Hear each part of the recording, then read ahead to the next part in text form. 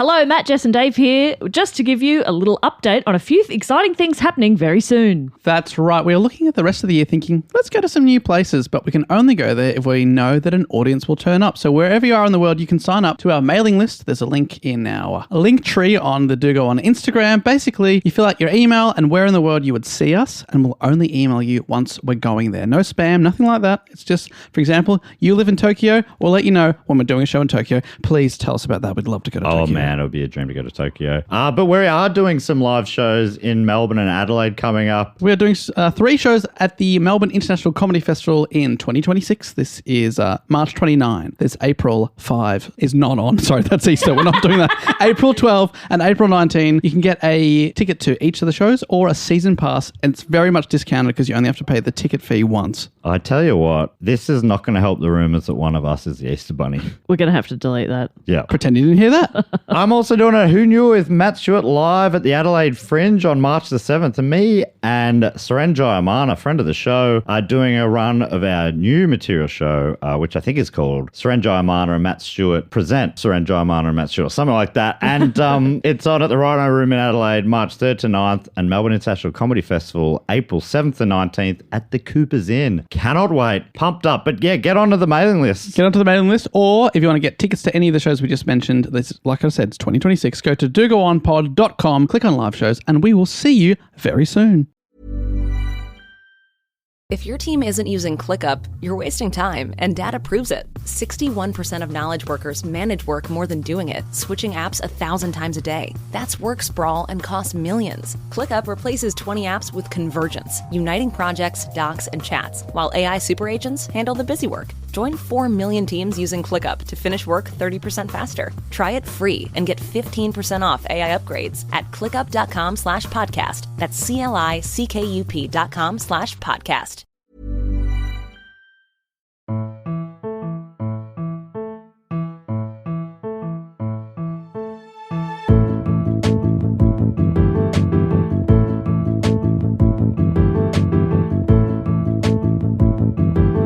Hello and welcome to another episode of Do Go On. My name is Dave Warnicky, and as always, I'm here with Matt Stewart and Jess Perkins. You know what's crazy? My name is also Dave Warnicky. Is it? Yes. Really? Legally? Legally. Oh, Really? Jess Perkins' a stage name. Yeah. Jeez, you really didn't take a big swing on that one, did you? What do you mean? I don't know. It's just pretty middle of the road. She zhuzhed up Dave and became My stage name, Matt Stewart. Yeah. And you just close your eyes and picture it. It's seen sparkling. I see it in lights. Jess, I can taste it. I don't think I've said this publicly before, but I can reveal my real name, What? legal name. What is it? Matthew Stewart. No. But I zhuzhed it up by Matthew taking Stewart's Hugh off. Matthew, kind of to me, if I'm closing my eyes and visualizing it, it's sort of like looking through muddy water, Yeah. you know. But Matt sparkles. Whoa. Isn't that interesting? Whoa, yeah. It's glowing. Yeah, It's vibrating. it's beautiful. Anyway, thanks for having us, Dave. Oh, great to be. Well, I haven't revealed my real name yet either. What is it? No, I won't. It's Chris. Yeah. Well, the odds of there being 2 Dave Warnickys on the Don't you same reckon- podcast would be crazy. I was saying this just before we started recording. Don't you think Dave could be a Stephen, Yes. but not a Steve? No. I'd And have if to- the Stephen was spelled with a PH at the start. Even better. Stephen. Stephen. Yes, I'd have to be one of those tedious people that say, it's not Steve. Yeah, Stephen. Stephen. Yeah. Which I could have been, because I never wanted to be a Dave. Oh. But I just let it happen. Yeah. Because who What? cares? You Well, no, this is in high school. This is Okay. 20 years ago. now you're happy. Yeah. Because it's Now- not too late. To insist, Dare I say. it's David. It is too late. I'm not calling you David. Someone brings me out on stage. Welcome, Dave Warnicky. I come out, it's David. Up, up, up, up, up. Yeah, I'm not. You're like admonishing the MC. I'm so sorry about them. I'm not calling you David. I'll call you David if you want me to. Thank you. I would like to do a podcast, though. Oh, that's great. Okay. Should we okay. start one? Yeah, what together? about one where we take it in turns to report on a topic often suggested to us by one of the listeners? We could go away, do a bit of research on the topic, bring it back to the group in the form of a report. Jess, how about you go first? Okay, I'd love to give it a crack. Okay. I have done a report. And did you say we get onto the topic with a question? No, but that could be a thing we do. Yeah, Matt, what if we start with a question? Okay. Or we start while somebody's just tip-tap-tapping away? Yeah, what's happening That over there? sounds so good. I just had an idea for a bit I'm writing down. Okay, so then, Dave, the question to you. Hold on, is it about me being called David? Is it about Are you Dave writing being about called me David? right now? No.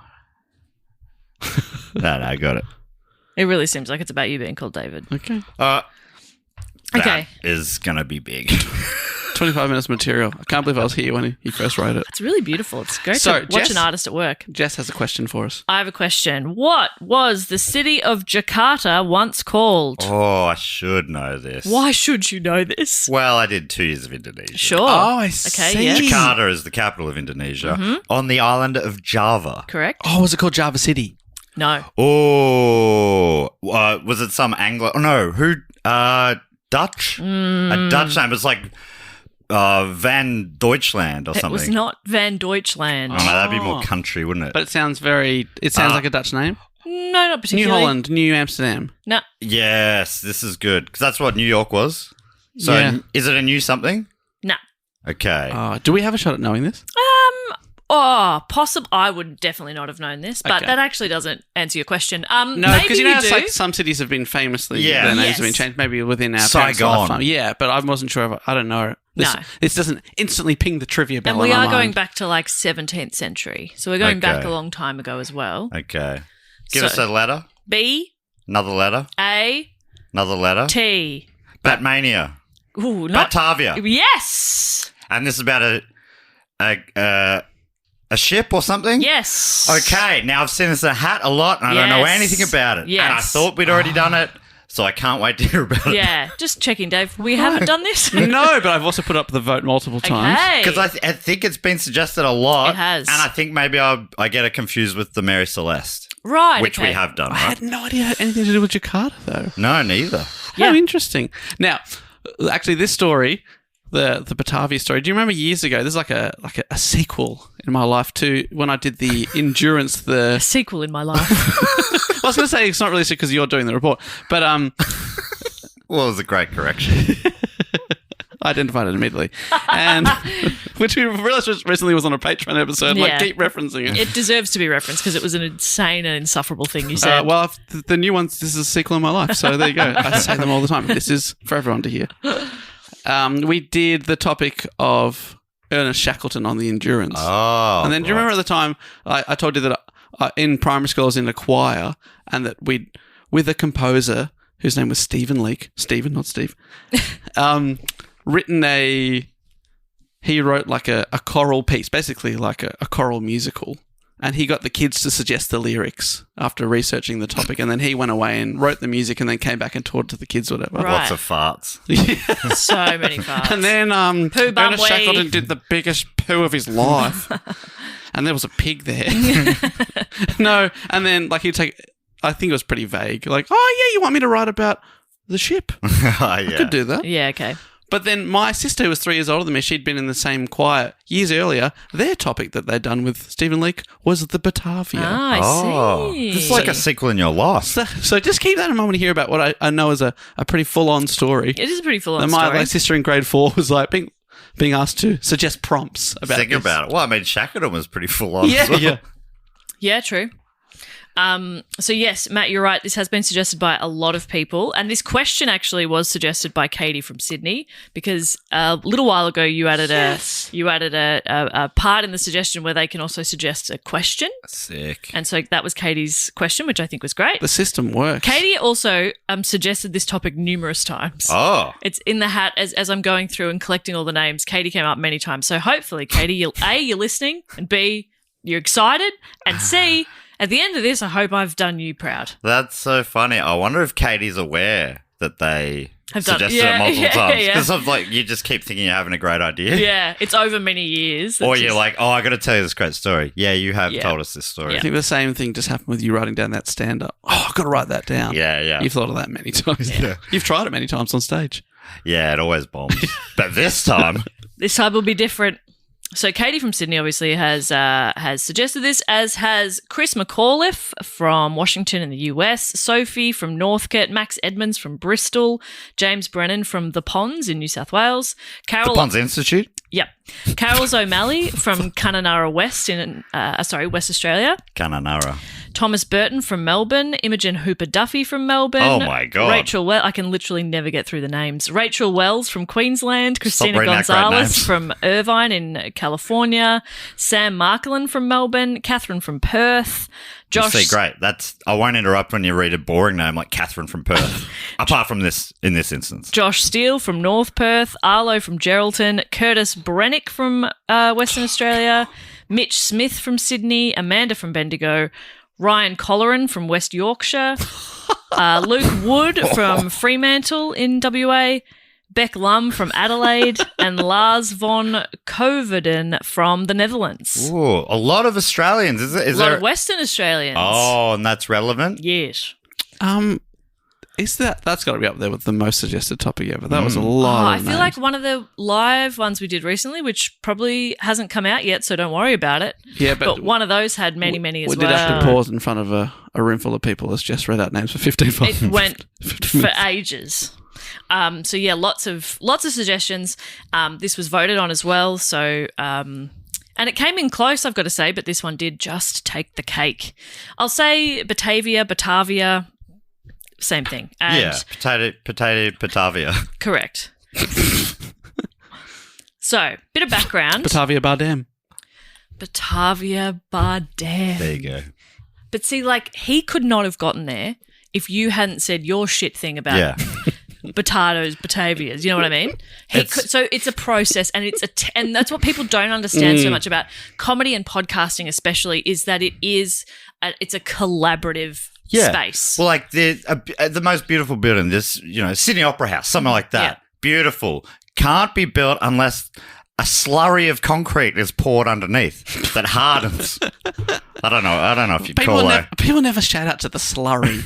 You probably wouldn't call it a slurry of concrete. I need it to sound shitter than just pour concrete. You know what I mean? Yeah.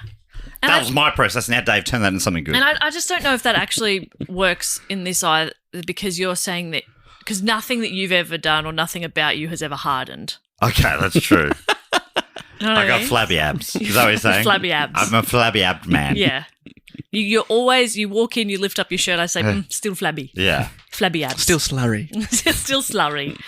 No, thank you. But very mesmerising to look at. Oh, my God, yeah. Modern day lava lamp. Your abs. Yeah. The body of a lava lamp. So you got there. Yeah, see? It's collaborative. And AJ will go trim out the slurry. It'll go straight from Batavia Bardem to lava lamp body. We've got an episode. And the listeners will go, sure, that makes sense. Whatever. I said the working out. Yeah. It sounds funny. Yeah, it's pretty funny. I It's good think. stuff. Let's move on, they'll say. So a bit of background. So at the turn of the 17th century, the European spice trade was booming as merchants across the continent raced to acquire new sources for the highly sought-after ingredients. Previously unavailable spices such as cinnamon, pepper, No. and nutmeg. Whoa, so there was just one shaker on the table back there. These were especially sought out for their medicinal properties, but most of all, the spice trade was booming because people discovered that spices add flavour to food. People discovered flavour. A meal actually tastes better when seasoned. That's got to be there was a time where people were like, yeah, we eat because we got to. It's fuel. A car doesn't go yum, yum, yum to petrol. We don't know that though. Oh, that's true. Maybe We a don't- car's like, I was like, yes. fill me up. When it doesn't have enough, it does make. That's true. I'm hungry. It's I'm hungry. gasping for life. But can you imagine what British food would have tasted like before they discovered spices? Oh my I mean, god! what spices do they use now? Maybe salt, maybe a little pepper if they're feeling exotic. Maybe brown sauce. I think a Red lot sauce. of their best food is like a lot of our best food. It's from elsewhere. Correct. We do it great. Or we have people here who do it great, but Yes. it's not like, it's damper. What else do we have? Oh, yeah. Australian witchetty grubs. Yeah, well, that's, you go back and you got some great, the macadamia, Australia's native nut. Beautiful. Beautiful. No If you spice believe needed. the ad from the 90s, and I do. Yeah. I do. Yeah, I trust I it. believe all ads from the 90s. Anyway, so Yoplait is French for yogurt. Yeah. I it's French for yum. Oh, okay. What is a burrito? The Breadhead Brothers were a hit band back in the 70s, I think. That sort of stuff. I believe that. Yeah, I believe that. You're right. Our best food is when people have come to Australia, Yes. shown us their food, Yeah. and said, "Isn't this nice?" And we go, "This is Whoa, fantastic." whoa. And then we say, "You know what? The food in Australia is Yes. just wonderful." And we say, can we bastardize this a little Yeah, bit? we go to Mexico and we go, "This isn't like Mexican food back home." Yeah. Right, I like the Mexican at Australia Where's better. your sour cream? Yeah. Where is it, the Isn't sour it too cream? spicy? Well, I think the Mexican went up via Texas before it came down to Australia as well. It's a real Tex Before we perfect. perfected. Before Australian Mex. Yes. I love how Aussie Max. Aussie Mex. Osmax is good. I love how one of the stereotypical Australian meals is avocado on toast, which is an American fruit, the avocado. Yeah, Mexican? Mexican, probably Mexican even. North American. Yeah. What did I say? You said American. He was Oh, he's backing you. I wasn't butting Matt, but I where's the avocado come from? There's nothing. I mean, if you're gonna have a guess and you say America, you got a pretty good shot there. South Central Mexico and Central America. So, Dave, you weren't entirely correct when you said North America because it's also Central America. Yeah. Okay, Come on, which Dave. is technically So- part of North America as a continent. So, yeah, mate, exactly. just We're hold like- your mansplaining, mate. And we're like, avo on toast, that's actually one of ours. Yeah. You add a bit of salt and pepper, maybe some chili flakes or something. That's one of ours. poach You're those welcome, eggs. world. We did that. You're welcome, world. If at least the eggs were emu eggs, Exactly. then we'd have a claim. Exactly. They didn't But have food for years. Yeah. they're regular chicken eggs. Pathetic. Pathetic. Are they one of ours? Regular chicken eggs? I think regular chicken's also from America. Which part? I can't be more specific than that. Anyway, so spices. It's a big industry. It's also very lucrative because the wealthy were willing to pay a high price to acquire these exotic ingredients. Some spices purchased in the East Indies sold for up to 600 times what they'd been purchased for. That's a good business to get into. I'd feel so bad about it. Isn't that crazy though? But also like so much of it, especially with the wealthy back then, it was about having these things and sort of displaying them. It's like pineapples were really like a status symbol for a long time. The So mega wealthy funny. would have pineapples and just kind of have them as like decorations, or you would eat them and it was like very exotic. We and- time travel and we just walk into some rich person's house and eat one like an apple. And they're like, "Oh!" yeah. We just show them a container from Woolies that's already chopped up. And you're like, don't even have to deal with the spikes. Pull this ring, and you got heaps. They'll be like, what's that? That's what it looks like inside. They've never seen the inside of a pineapple. That's not what I pictured at all. Or we just grab a pineapple and just start blending it. Like, what are you doing? No. You destroy my pineapple. We're juicing it. It's really good with vodka. Taste that. That's that. Pina Delish. colada. There you go. Delish. Now, chickens are from Southeast Asia, which I think is is that where we're talking about? Yeah, I guess. Southeast Asia. That's part of Asia. Whoa. I shouldn't have gone so specific. Whoa. But there's. I assume there's some sort of big markup too, because you've got to travel from Europe to. Oh, yeah. And a Yes. lot of people die on the way. Oh yeah, it's a pretty dangerous they're- business. Yes. I'm sure they're paying out to the families of the deceased. Oh workers. yeah. Yeah, I'm sure They're getting that cut. everyone's being treated very well, particularly the people that they're taking the spices from, I Oh, imagine. absolutely. I think they're being well compensated. Yes. I think the diamond industry might have learnt a bit from the spice industry. It's like, oh, here's this thing we found in the ground. A few people died, but I got it now, and Yeah. it's $1 million. Can you imagine British food before diamonds? It would have been horrific. It wouldn't have been crunchy at all. In the future, they're It's going to look just back. slop. They're going to look back, people in the future, they go, can you believe it? Back in the 21st century, they just wore diamonds.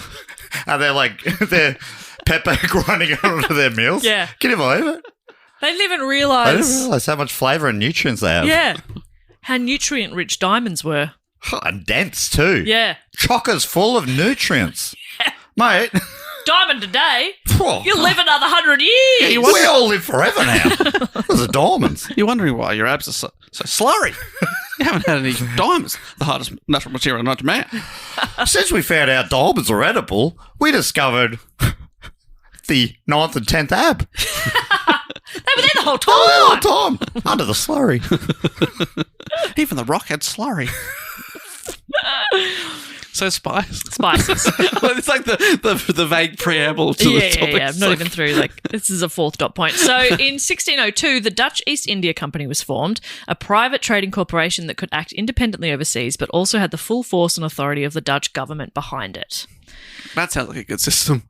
Yeah, it's great. So that's 1602. We're going 22 years into the future. In October 1628, the newly built Batavia set sail on her maiden voyage with the mission of sailing to Batavia, which is now Jakarta. I know, it's the confusing. heck? It's confusing. I mean, it makes sense. Like, you catch the Sydney flight, goes to Sydney. You know what I mean? Ah, shit, I'd never thought about that. Yeah. Because you go to the airport, right, and like it says on the screen. Yeah, Sydney. So you go to the boat port, it says Batavia. If you're going to Batavia, that's the boat for you. Yeah. Because if it went somewhere else, what the fuck? Tokyo? What? This is called the Batavia. Did I fall asleep and get to the end of the line accidentally? Yeah. So here I was thinking, like, well, this is going to be confusing, but no, it actually makes complete sense. Yeah. And so they were going to sail to what is now Jakarta and return with a ship filled with valuable spices. Such a profitable task had no shortage of volunteers, even despite the fact that it would require a grueling year-long journey, dangerous enough that there was a chance that partaking in this trip could mean you'd never return home. Like we're saying, it's the 1600s. It's dangerous. Also, you know, it just diseases on those ships were so rife that if it wasn't something at sea that killed you, it could be a disease. Or, When did they figure out scurvy? yeah, I think that was around this time they were Just trying to treat it and stuff. They were like, Yeah, we ate that pineapple. And everything was fine. I'm the only guy who lived. we ate that rich guy's pineapple. To be fair, we came to work today and there is a chance that we wouldn't be going home. Oh, yeah. Why the fuck? I'm knocking on the wooden. would I'm you just say saying, that? every time you leave your house, there's a chance. I know, but I So- don't like thinking about that. I only like thinking about that when I'm on a plane and it's taking off and it makes a little rattling sound and I think, well, I'm going down! I'm going down! And you think, well, we've had a good run. For someone who flies a fair bit, the intrusive thoughts around takeoff and landing are getting worse, I got to say. And any kind of turbulence, even though I can logic my way, well, I try to logic my way through it, but I'm still like, well, today's the day. Every time. I just want you to know that next time we're on a flight together and there's a slight bump, I'm shitting myself. Great comment for this Saturday morning. I think it's time in exactly 48 hours, actually, Jess. We'll be on a plane. Taking off. This is why I've chosen to fly separately from you. You don't want to in experience this this. instance. Because you love me too much to see me in so much distress. I think it's more like one of those important groups. Yeah, the You president. got to split them up. Yeah. You're the I president. couldn't think of any example. Okay. One of those. I'm Can you Waylon think of one now that I've said one? Or? on the Big Boppers plane. You know what I mean? Yeah. Anyway, That's not a good example. if only we could think of one. I know, if we can't think of any. Yeah, We can't think of any examples. tried. No one could. I assume the Australian Federal Parliament's cabinet, the government's cabinet, say you couldn't let that good a quality of people all go down at the same time. Does the Prime Minister have his own plane? Yeah, isn't it? Will they charter one? I'm pretty sure. Like a private jet? I think it's more of a military one. Right, because you don't, you're not getting on Jetstar. a Melbourne to Sydney flight and seeing Albo in first class. No. or And whatever. he's at the front of the plane. Like, what the? Yeah. Oh, man of the people. Huh? Okay. Fuck. But also, foolish. I don't want to see him at 23F, you know? I don't Yeah, know but why. you know I who just else is at don't the want front of the to. plane? His kids, his cousins, his uncles and aunts. If I'm to believe what the media say, they take their family everywhere. Is that true? Well, someone just got in trouble recently for Yeah, they For a spend couple it of- Someone's big always time. in a trouble couple with of that. business flights for family. Yeah. Anyway, I think that's fucked. Are you defending it? Well, I'm not commenting. You can possibly comment. Are you about to run for parliament? Yeah. That's the only person with that attitude is someone who's like either a family member of an existing parliamentarian or you're like, I'm ready for my tilt. And the only reason I'm going to have the tilt is because I want to fly my family business class. Because I can't currently afford it. But Fair enough, yeah. if I could claim it on the taxpayer dollar. And you got family up in Canberra. This could be really good for you. yeah. Yeah, you'd be doing that flight more often. Anyway, so they need a bunch of people to come and do this potentially dangerous but also potentially very profitable journey. The number of people on board it's reported differently depending on the source. The numbers that come up most frequently are 322 or 340. So there's a little over 300 people on Is this. there a number you prefer there? I'm going to say 340. I like it. Just because of the 22. Yep. I know it's an even, but I prefer a rounded. I agree. Okay. 340. 340.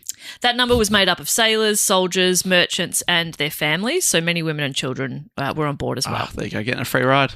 Classic, right? Yeah, I'll come on the year-long journey, but I got to bring the misso. You shouldn't shit where you eat, mate. Nah. Which is what you have to do on a ship. Yeah.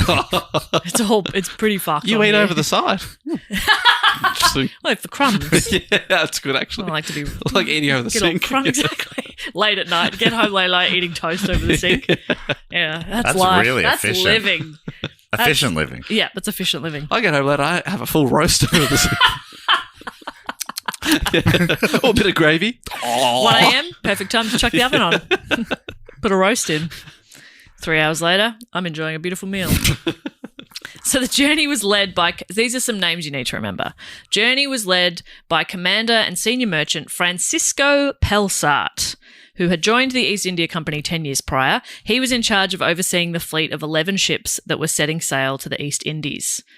Next, we have Captain of the Batavia, Arjen Jacobs, the skipper responsible for day-to-day operations of the ship. That's a great name. Jacobs. Jacobs. Whilst this dual command structure was common practice, Pelsart and Jacobs had history. Basically, they hated each other. Oh, no. The two men had previously encountered one another, and Pelsart publicly dressed down Jacobs after he became drunk and insulted Pelsart in front of the other merchants. So Jacobs had a big night on the piss, was really drunk, was really rude to Pelsart, who is above him. Yeah. And Pelsart said, pull your head in. And then Jacobs was like, this fucking guy. So they hate each other. I love how that's a euphemism for hate each other. They have a history. Exactly. Such a polite way to say it. A history. Let's just say, But it I'm could- not seating them together at the wedding. But it could also mean they have previously fucked. Oh, true. No, it could be a sexual Oh, we history. It's a history. fine line between fucking and fighting. We know Isn't that. it? Isn't it? You and I know that better We than know most. that. We flip-flop. And I hate when both happen. Stop it. Split them up, please. Stop it at once. So the commander and the captain hate each other. Great, that's perfect. These tensions were not helped by another man on board, a junior merchant named Geronimus Cornelis. That's a great name too. Geronimus Cornelis. Yeah, both. I mean, almost too much. I agree. Tone it down, mate. Yeah. Cornelis was a bankrupt apothecary who was desperate to get away from the Dutch Republic as far away as possible. His main motive in signing on such a venture seemed to have been to escape his degraded social and economic position, says Wikipedia. So an apothecary is a handy person to have on board. From Wiki again, sea voyages in this era were often marked by deaths from shipboard epidemics of infectious and nutritional deficiency diseases, scurvy being particularly common. So that answers Matt's question about scurvy. No pineapples. So you have someone on, exactly, no vitamin C. You have, it's not uncommon to have an apothecary on board. They're like a pharmacist. They can give medication and stuff like that. It's widely believed that Cornelis was a follower of the heretical Dutch painter Johannes Torrentius, and that Cornelis had publicly questioned the existence of heaven and hell, believing that if they did not exist, then one was free to do as they wished, regardless of whether it was good or evil. That is so funny. It is. Some people need the threat of hell. Yeah. Yeah. You imagine, because like there are people who believe in that stuff who do awful things. You can only imagine if they weren't Christian, Yeah. how messed bad up it things would would be. get. But if you're like that in this time, that's like having a superpower because everyone else is worried about that. It's like Yeah. being in a video game, just being like slapping you, stealing this, Taking that, killing you. yeah, whatever. I think there yeah. might still be consequences, Dave. Not in video games. Yeah, no, not in video games. I've turned the cops off. Turn the cops off. Yeah. There was something like a quote or something that was the kind of thinking at the time for people like him was sort of like, but if there's bad thoughts inside me, well, God put them there. I think it's. So, I think Why there's something to that. yeah. Why do you make them? Why do you make me Why do you put them think there? these bad thoughts? Do you ever consider that? Oh, There's only one way I to guess get. God wants me to think this. But other people say, no, that's God testing you. Testing your resolve, testing your strength. You got to fight that. That's the devil even. What if I failed the test? God wanted you to He made fight. me fail the test. God didn't want me to. God failed the test? That's disappointing. It doesn't seem like God. So God's those are, having an off day. those are the three main characters to keep track of. Oh, yes. Commander Pelsart, Captain Jacobs, and the apothecary Cornelis. So I watched this really great YouTube video about it, and it'll be linked in the show notes, but just a little passage to explain some stuff from that. It says, for the crew and passengers on the Batavia, a 15,000-mile voyage lay ahead, one that would take them to the other side of the world aboard one of the finest ships the Dutch had ever built. However, as well as being one of the most splendid seafaring vessels on the planet, the Batavia also carried with her the richest cargo to ever leave Amsterdam. Her holds packed with valuable treasures and 12 huge money chests, each one filled with 8,000 silver coins. The immense bounty intended to fuel the fires of Dutch trade Oh my God, don't burn it. They haven't figured anything out back then. throughout the East Indies Empire. The presence of such an incredible fortune had no doubt attracted the attention of the rough and ready crew of the Batavia, many of whom had been born and raised in the gutters of the Dutch Republic. These men, who were paid a pittance for their labours, now tantalisingly close to more money than they could ever dream of. For a man as proudly amoral as Cornelis, such a temptation was simply too much to resist, and the exiled heretic began to plot how he might seize the Batavia's treasure for himself. Oh my goodness. This is set up so good. I'm on the edge of my seat. It gets pretty wild. So Cornelis noted the tension between Commander Pelsart and Captain Jacobs, and he saw his chance to gain a powerful ally. He and Jacobs became good friends and bonded over their frustration towards Pelsart. Eventually, the pair hatched a plot to organise a mutiny, taking over the ship and trade the gold and silver on board and start a new life somewhere. They're just going to steal the whole thing. It's just a heist. It's a heist. So good. And when you just come together last minute and have this sort of alliance, you know that it's built to last. Agreed. Yes. I think, because if you have one like a friend you know and trust for a long time, you've got history. Yeah. So things are bound to fall apart. Right. Summer camp friends. But someone you don't They're really know. forever. Yeah. Yeah. Especially a So- guy who's proudly amoral. Yes. Yes. So if I can jump ahead, this is going to work out great as a partnership. Yes, that's absolutely That's true. my guess. That's absolutely true. Dave, any guesses? Oh, I think it's going to go great. I think it's going to go well enough for a primary school choir to one day write some songs about. Whoa, that's pretty good. Whoa. Can I check? So Pelsar's also on board. Yes. They're all on because he's in charge of like a multiple ships. But Yes, there's a fleet of about 11. I don't know if he's like... I mean, I don't imagine he's like popping between a bunch of them. take me over there. But yes, he is on board. Yeah, great. 'Cause this sounds the like Batavia. if that's got all the treasure, this feels like the lead ship, Yeah, I think so. main character, and it's going to Batavia. It's called Batavia, so it makes sense. It makes sense. But there are other ships with them as well. So if such an ambitious plan is to work, the Batavia would first have to be isolated from the rest of the fleet, because any mutiny aboard one ship would easily and quickly be crushed with the assistance of the other crews. Yes. Right? You're really outnumbered. So after leaving the Cape of Good Hope... Isn't that beautiful? That is such a good omen. Isn't that nice? Do you remember? Because like one of our earliest episodes, Burke and Will started heading towards like Mount Disappointment or something. And you're like, They where never are you? made it. No. boys. Let's do a little bit of thinking, okay? But maybe they shouldn't have left Cape Hope. That's right. Well, they left the Cape of Good Hope. They'd stopped there for supplies. And as they were leaving, Jacobs is alleged by Pelsart to have deliberately steered the ship off course and away from the rest of the fleet. I think there was a bit of a storm, so visibility might not have been great. So he just kind of went like, Oh no! Spin the wheel! he just Spin kind the of wheel! knocked the wheel a bit, and so they've floated off away from the others. But he didn't really get away with it. They're like, I see what you did there, mate. No, I think at the time, Oh, he did get away. But with maybe upon reflection, it. Okay. Jacobs and Cornelis had already gathered a small group of men around them, but they knew they needed more people on their side if they were to pull off a mutiny. Unfortunately for them, Pelsart wasn't unpopular amongst crew and passengers. It's not like they adored him, but he treated people fairly and was seen as a relatively benign authority figure. Like, he was fine. So people don't hate him, and you kind of need people to hate him in order for a mutiny. So they thought, the best approach would be to manufacture some drama. If they arranged an incident so heinous that Commander Pelsart had to take extreme measures of punishment, that would help to create ill feelings towards him amongst other sailors and soldiers. God, this is Shakespearean. No, you're absolutely right. Like they just have to have someone dress as his long lost brother. It's so much worse. The plan was to arrange a group of masked mutineers to attack a young woman on board in the middle of the night. Okay. But the young woman was a man dressed. Yeah.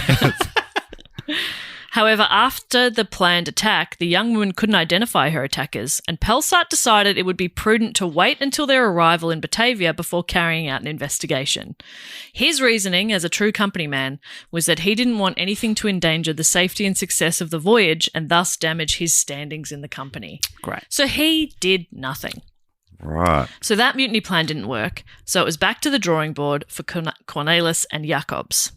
But whatever plans they came up with were moot because before they could attempt a mutiny again, something even bigger happened. This podcast is brought to you by Squarespace. Squarespace is the all-in-one website platform designed to help you stand out and succeed online. Whether you're just starting out or growing your business, Squarespace gives you everything you need to claim your domain and showcase your offerings with a professional website. Let's talk design. Cutting-edge design, no less. With Squarespace's collection of cutting-edge design tools, anyone can build a bespoke online presence that perfectly fits their brand or business. And how do you do that? You start with Blueprint AI, Squarespace's AI-enhanced website builder to get a fully custom website in just a few steps. There's also a complete library of professionally designed and award-winning website templates with options for every use and category. It's easy, it's intuitive, no experience is required. They also make it really easy to showcase your expertise and engage clients with video content on your website. Now, Jess, I got to stop you right there. We're no longer allowed to get engaged to clients. It was a one-time thing. Yeah. And we're very happy together. Okay. So you can upload and organize your videos, create stunning video libraries, and even monetize your content by adding a paywall, which is perfect for online courses, tutorials, and premium workshops. Hey, head to squarespace.com, do go on. There's a slash in there. You could guess where, or I'll tell you right now. Head to squarespace.com/do go on for a free trial and to save 10% of your first purchase of a website or domain. Good on ya. If your team isn't using ClickUp, you're wasting time, and data proves it. 61% of knowledge workers manage work more than doing it, switching apps 1,000 times a day. That's work sprawl and costs millions. ClickUp replaces 20 apps with Convergence, uniting projects, docs, and chats, while AI super agents handle the busy work. Join 4 million teams using ClickUp to finish work 30% faster. Try it free and get 15% off AI upgrades at clickup.com/podcast. That's CLICKUP.com/podcast. So, just weeks away from their destination, on June 4th, 1629, Batavia hit Morning Reef near Beacon Island, part of the Hootman Albrollos off the western coast of Australia. So it's a chain of tiny islands, about 122 of them, and there's lots of coral reefs, and it's all in the Indian Ocean off the west coast of Australia, about 80 k's west of Geraldton. The impact was really severe, and the ship was taking on water and breaking apart. From the Western Australian Museum, immediately following the wreck, 180 people, among them 30 women and children, were ferried off the ship. Approximately 70 men remained on board, including Geronimus Cornelis. Now, I think from other sources, I think they chose to stay on to, loot. I will be with you in a minute. And they just stayed. Anyway. Because you think, captain goes down with the ship kind of thing. It's like they're being really noble. No, the captain's getting off. Captain's off. The looters are on. Yeah, looters are staying on. Surely he should be on there until all the looters are done. You would think so. The captain's at the front going, come on, boys. Come on, hurry up. You know I got to be the last one off. 5 more minutes of looting. And then we're off. And then we're all going. Okay. That's enough. You've got enough gold. So the survivors landed on Beacon Island. Pelsart, Jacobs, and some about 40 men made camp on Traders Island. Traders or Traitors. traitors? Oh, named before or? Hard to say. Okay. I'll say it in a sec, actually. But they managed to rescue some provisions from the wreck, including barrels of biscuits and some water. Great. Important Barrels stuff. of gold, barrels of silver. Beacon Island and Traders Islands, they are tiny. I'd almost describe them as sandbanks. Traders Island in particular, like I couldn't actually see it on the map. I had to change it to like a satellite, and then you could kind of see it's tiny. Wow. Whether it was Street bigger, view? Street View. Yeah. Whether it was bigger 400 years, 300 years ago, whatever, but they're teeny tiny islands, but at least they're off the sinking boat. It also said 180 people were ferried off the ship, but there's 300 or something on board. So I think they're ferrying back and forth because a lot more people get off the boat. But that's just what that particular source said at that time. So a few people are still on the boat. The rest are scattered across these two tiny islands. According to some sources, a large number of the passengers descended into anarchy pretty quickly, assuming they were basically fucked. So they raided the booze and they drank themselves into oblivion. So these people also didn't believe in heaven and hell? Yeah, I think they're just like, well, this is pretty dire. Because if you did believe in heaven and hell, you're like, well, I'm going to be at one of them soon. Yeah. Now I'm going to be extra good. Yeah. Or you'd be like, might as well have a couple of drinks Yeah. before I get there. Oh, yeah, that's true. Settle in. Because if a lot of TV shows or whatever will explore the idea of what you're wearing when you die is what you are wearing, or like the state that you're in. So if you were a bit hungover, if you're drunk, maybe it'd be kind of fun to be a little tipsy forever. Yeah. Oh, my. No hangover. That if you just giggly. getting into a light buzz. Oh, yeah, that is the ideal state. Imagine if I die with a migraine. Oh, no. Can you die again? Not good. You Anyway. kill yourself in heaven. Meanwhile, an initial survey of the islands found no fresh water and only limited food. There was like some sea lions and birds. Guys, we found a barrel of biscuits. Oh, hang on. That's ours. Damn it. Thought it was another one. Sea lions, that sounds like a lot of food. But Yeah. I don't know if they're good eating. Well, I don't know. Pretty blubbery, I guess. I would imagine so. And I don't know what kind of weapons they have to. I mean, they've got guns and stuff, I suppose. So, Yeah, sea lions mostly slurry. yeah. So, They certainly don't have abs, do they? Sea Absolutely not. lions. so if they had a bit of crushed up diamonds, Oh, what yeah. you could do with a sea lion. I'm looking up sea lions. They're so cute. I'm glad you clarified. I thought you said sea lice. I was like, that's not good eating. That is not good eating. My enunciation hasn't been great lately. Apologies. Sea lions. No, don't say that because AJ's edited all of that out. To the AJ's listeners, a you're lot of perfect. that. Thank you so much. He's just dubbed you himself. Traitors Island. Traitors. He does a really good Jess impression. It's getting spooky. So Pelsart realised the dire situation and decided to search for water on the mainland of Western Australia. So a group consisting of Jacobs, Pelsart, senior officers, a few crew members and some passengers left the wreck site in a 9-metre or 30-foot longboat in search of drinking water.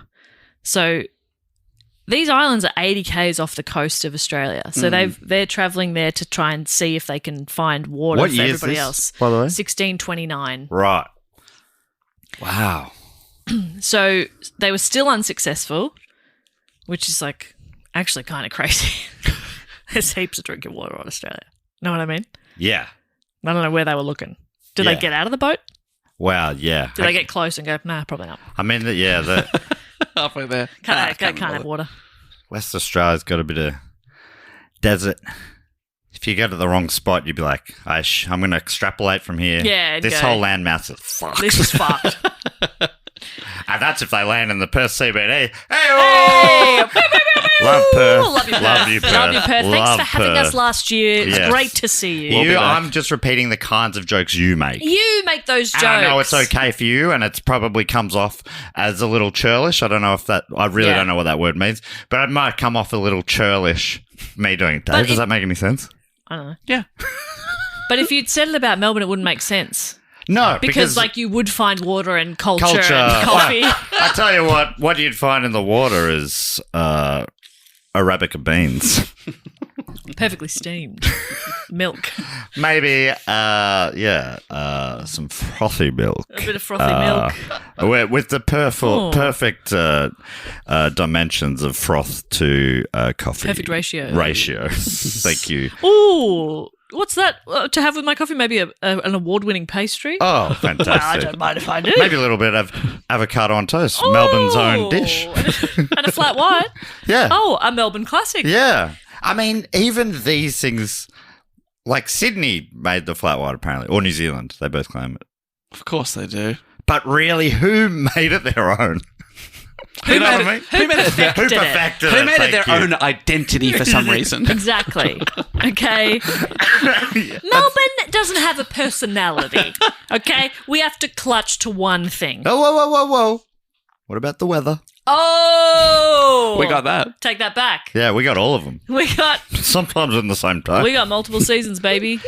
And of course, laneways, which other cities don't have. And Don't trams. have trams, other As cities we don't have travel that. around the world, and I don't think we've been to a city yet that doesn't have a tram. Some sort of light rail. Just in Auckland going, what the fuck? Yeah. They've all got them. They genuinely told us in primary school that it was like a really unique thing culturally about Melbourne is that we have trams. And do you think maybe that was true when we went to primary school 100 years ago? Maybe. Do you know what I mean? That was also the time when the Rialto was the Yeah. the tallest residential building or whatever in the Southern Hemisphere. Now it's in the top billion.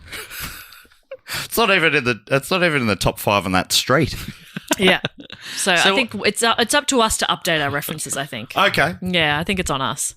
So what I'm hearing is that these guys went out for water. They came back with coffee. That's right. No, well, that's what they would have done. And they on carry trays. Is that right, guys?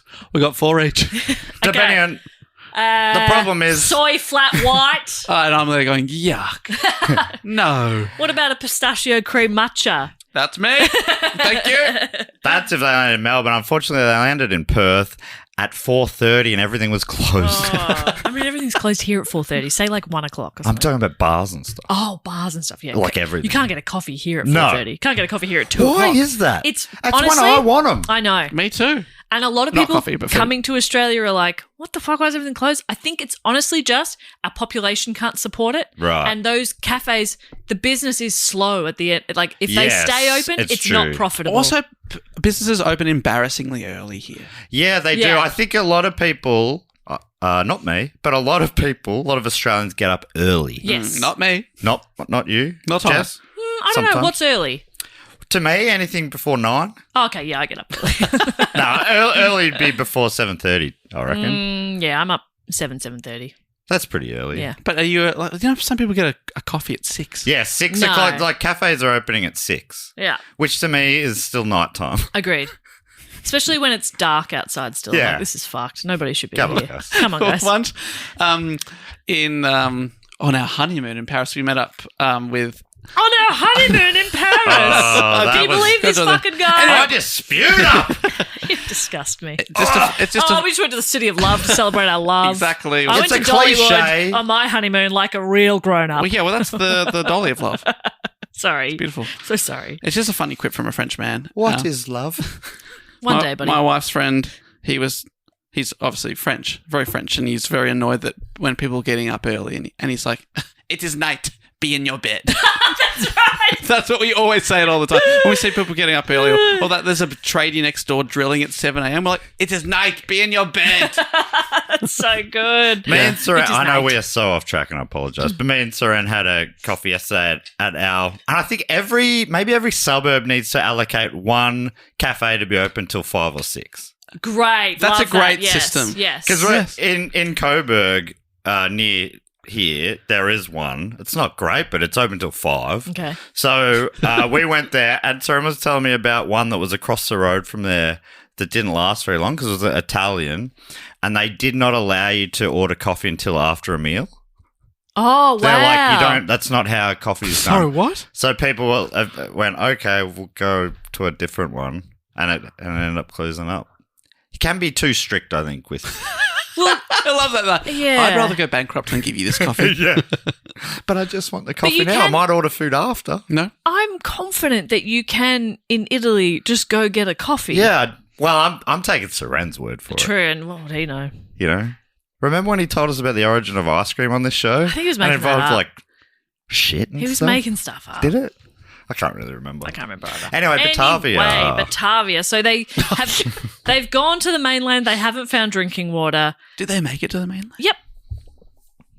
That's impressive, at least. Yeah, they Because have. this is well before the British stole the land. Yes, it's well before. Or discovered, depending on who you're asking. 50% of our audience obviously say stole, 50% say discovered, and terra nullius, they say. Yeah. Which means no one lived here. Which I think you can debate is incorrect. Yeah. I like to imagine they're landing on the beach. They can see the indigenous people there, and they're like pretending to look past them. But no one here. Terra nullius. Put the flag down. Yeah, no one can survive here. It's certainly no water. No, definitely not.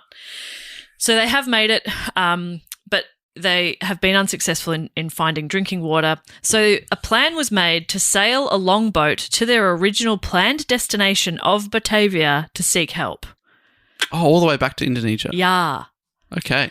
So they were the first to do the classic sort of Bali trip. Yeah. Australians love going to Indonesia for a little getaway. Particularly people from WA. They love it. They love it. It's so close. Same time zone, isn't it? Oh, fantastic. Is it? I love it. I think so. That's great.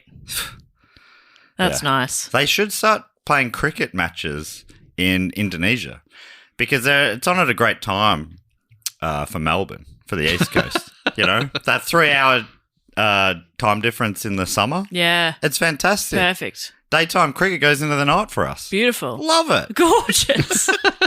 Should we get the Indonesians into cricket? Should we call the Indonesians? You guys want to get into this cricket? You love it. It's so good. It goes forever. You know, it's confusing if you're new to it. Perfect in a hot climate. Seems dull. Yeah. Until you really pay attention. Yep.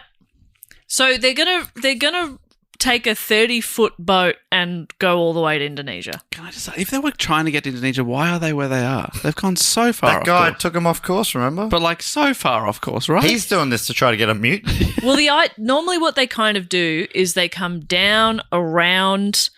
They go all the way around Africa. Oh, Yeah. the and then horn. sort of go like bloop. They sort of come back up. Oh, they come They're back using up. a current or something. Yes, Okay. and the roaring 40s, a wind, a wind. Yes. Yeah. And to put it into terms Dave understands, remember Apollo 13? They Yes. used the gravity of the moon. Yeah, they got to spin It's around like, the moon. well, that's a long way to get back to Earth. Whoa. Which I think is where they ended up. They didn't even land on the moon. I assume they never attempted to. They just went up, swung around the moon, came back. It's Did a like spin. that. Just Thank like you. that. Thank you so Does that much. make sense? And is that what they were telling each other too? Look, in Apollo 13, this is what they're going to do. Yeah, they said, I saw this in a movie. Yeah. We're doing the slingshot method. We're doing the slingshot. It's not that hard. Yeah, so, but, and also they were off course. So that's why they ended up hitting reef. So Pelsart and a party of about 48 people took off in the longboat to make the approximately 3,000 kilometre journey to Batavia to reach help. Oh, God. That's a long way to go. In the meantime, the ship Batavia was falling apart, and those who were left on board realised their only chance of survival was to join the rest of the group on the islands. But there were no boats left. So, taking anything that floated, they swam for it. Oh, no. And all the support ships aren't with them either, is that right? Yeah, so they had, they were already used to get people onto the islands. Okay, right. Now it's like So grab there's a no plank. boats left on the ship because Yeah. they stayed back to loot. Yeah. So they decided to swim for it. Great. Funnily enough, several did not survive the swim. Whoa. But of course, Geronimus Cornelis did. This guy, I feel like he could do anything. Yeah, can't keep a good man down. Did you? I only saw a headline, but a kid this week swam 4 hours to save his family. Something like that. Where did he swim from and to? I don't know. Yeah, I just saw that too, and I was like, really clicked on it. but it was an ABC video, and it didn't really give a lot of information. I was Right. like, come on, guys. But I did see Sounds that. amazing. I did see that. Yeah. I miss when Dave worked for the project. News done differently. Yeah. He'd be all over I it. actually nice did stuff. read the story and I can't remember where it was. I read it. The kid's a hero. It was his mum and 2 other brothers. And then the mum said, you got to swim for it. Whoa. What the fuck? And then he struggled in the life jacket and went, all right, I've got to take my life jacket off. Oh fair. my Yeah. god! Just had to just go for it. So they were out on a boat or I something, know they were like on an inflatable kayak. and they were stranded. And it just like they were going out for a little day trip. Yes. And it just took them out to sea and suddenly they're like 4K from land or something. So it was harder for them to paddle, or it went down. Yeah, they couldn't paddle anymore against the current. But they like you swim So against. 3 of them clung on, and the oldest Wow. boy was sent to, and he made it. And they got rescued at like 8:30 at night or something, so it was going dark. Oh, Wow. my God. And the interview with the mum's like, yeah, I thought I'd sent my son off and he didn't make it, and now we're going to be stuck. Like, crazy thoughts. Yeah. Must be going through. Do you recover from that? Nah, a lot of therapy. Yeah. In fact, wow. it was off WA. Yeah, it was, yeah. Yeah, that's right, because the WA Premier sent some... Name him. Congratulations. Remember when we used to know all the premiers?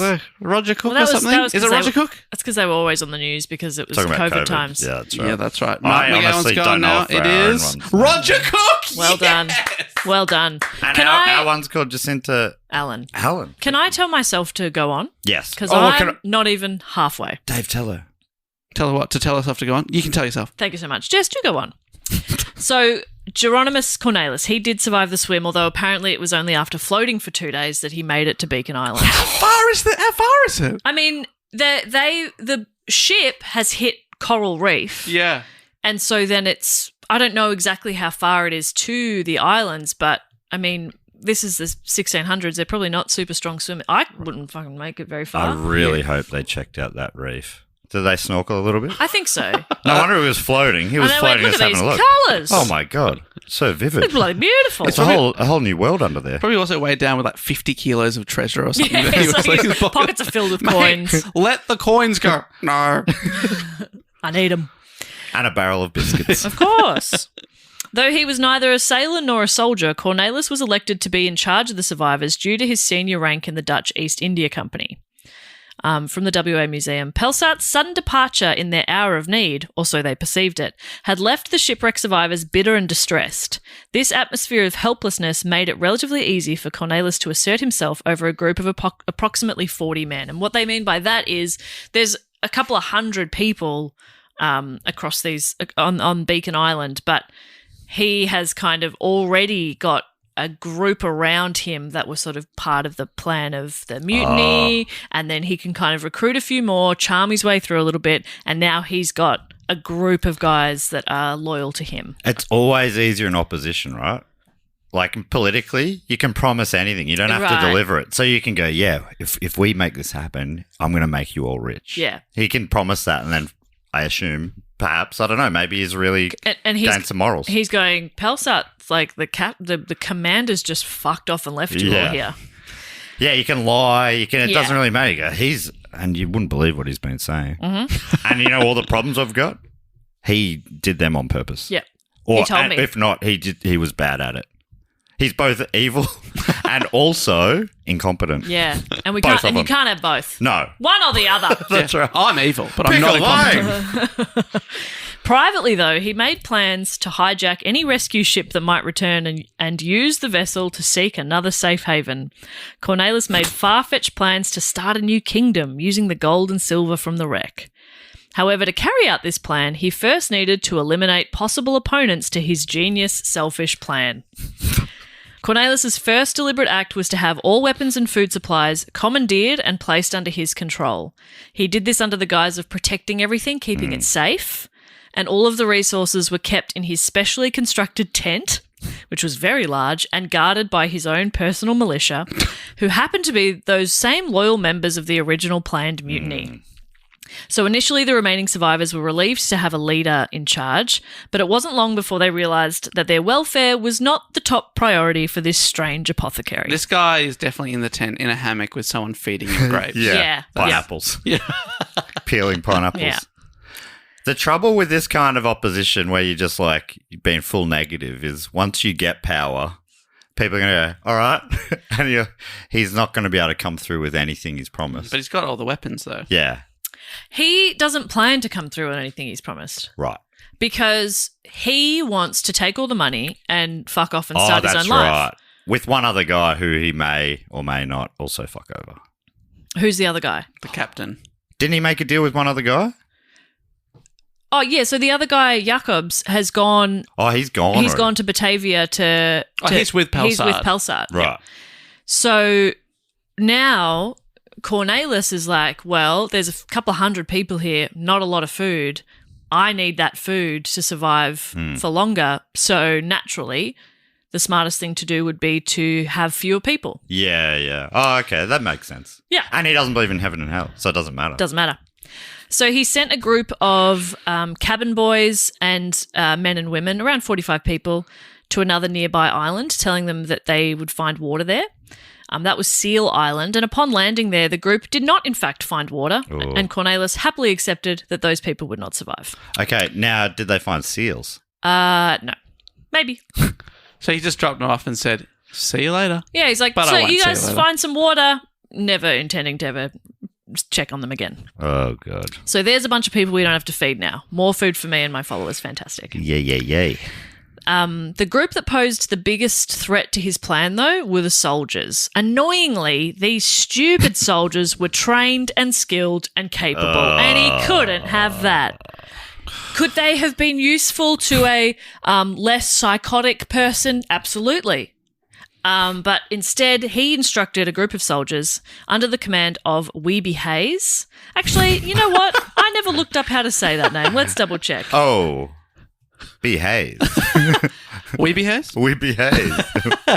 We behave is amazing. That's past the duchy. We behave. It's Wiebbe. Hayes. Anyway, so he's sort of the leader of the soldiers. He sent them over to explore the high islands that could be seen on the horizon. This island is now known as West Wallaby Island. And before they left, Cornelis confiscated their arms. Again, he did not expect them to survive. So he was like, oh, look over, I reckon that island over there's got water and food and stuff. So you guys go over there, leave the guns, and you go do that. Fabulous. So How dumb do you have to be, though, to be like, yeah, we'll leave our guns? Soldiers following orders. Is that what it was? From this guy. From this he's an apothecary. He's He's the a leader. high-ranking apothecary. he's the leader. Yeah, he's high-ranking in the company. Anyway, but still, there's still way too many annoying people hanging around. And Because he's their version of a chemist, right? So he's standing on that thing behind the counter. You got to respect. He's probably wearing a doctor's coat. Yeah. You know? He's got access. He could give you the drugs. Mm-hmm. I'm doing what he says. We behave. I went and picked up migraine meds the other day and forgot I was wearing my hat that says hot girls have migraines. And the chemist said, have you had this before? And I was like, come on, I got the merch. have a look. Yeah. Have you had this med before? You filled this for me last week. Yeah. Yeah. It's Yeah. pretty offensive you don't remember me. I thought we had something. It's like it says it on your thing. Yeah. Look at your screen, mate. Anyway, so there's too many people hanging around still. And he didn't know when a rescue boat could come by. It could be ages. He needs that food. So from the WA Museum again. Next, he drowned a good many people by sending them out in boats on useless errands where his accomplices would push them overboard. Oh, my God. They'd tie them up and push them overboard. Having We thus need you to explore the seafloor. go see if you can find, I don't know, some scallops or something, or Yeah. oysters, or, you know, Yeah. have a little feast. Having thus eliminated much potential opposition, Cornelis set about organising the remaining survivors to be murdered, including women and children. He started with the ill and infirm. To not raise suspicion, they'd basically smother these people in their sleep and then blame natural causes. You know, old or already sick people be like, nah, they're just gone. Gosh. Sad. It's crazy. Just remember, my sister's primary school. Yep. We're writing songs Did about not this. realise it was going to be like this. Yeah, it's wild. From the museum again, a few of the women were to be kept alive for obvious reasons, is how they've worded it, just to be tactful. This included, not surprisingly, Lucretia Jans, the woman who was attacked on the boat, whom Cornelis claimed for himself. So they kept some of the women alive. Oh, claimed. Mm-hmm. Called dibs. Yep, pretty gross.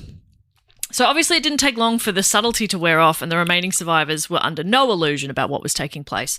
Basically, I mean, it was tricky because, I mean, quite a few people are there as with their families. So if you tried to oppose, your families were threatened or killed. If you, the only sort of way to spare your own life would be to sort of join him, but then you'd be forced to take out some of those actions as well. So It's only a matter of time before it's turns you on anyway. you. I know. Yeah. It's truly horrific and just crazy how, I mean, this whole thing spans several months, but it's still like such a short period of time for humans to just be doing the absolute worst. Like, it's wild. Noticing that the group he had sent off to Seal Island had survived longer than expected because they could see them sort of walking around on the beach. Oh. Like specks in the... Yeah. What are they doing? What the fuck? Cornelis dispatched his henchmen to get rid of them, which they duly did. So they go back over to... He's worried Finish that him they off. might build a boat and come back or something. Yeah. So this went over and killed them all. Yeah. Although approximately 8 men managed to covertly paddle away from Seal Island on makeshift rafts that they had made, surviving the bloodbath on Seal Island. So they got to West Wallaby Island where the soldiers were and kind of warned the soldiers of what's going on.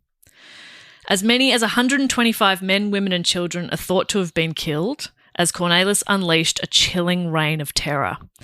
Cornelis never committed any of the murders himself, although he tried and failed to poison a child at one point, which is horrific but only worth mentioning because he was an apothecary and he was trained in handling and my dispensing God. medicine and he fucked it. He just sucks. He's bad at it. I'm starting to think I understand why he went bankrupt. Yeah. He was not good in any way. But even it's fine to be a terrible person if you're good at your job. Yes.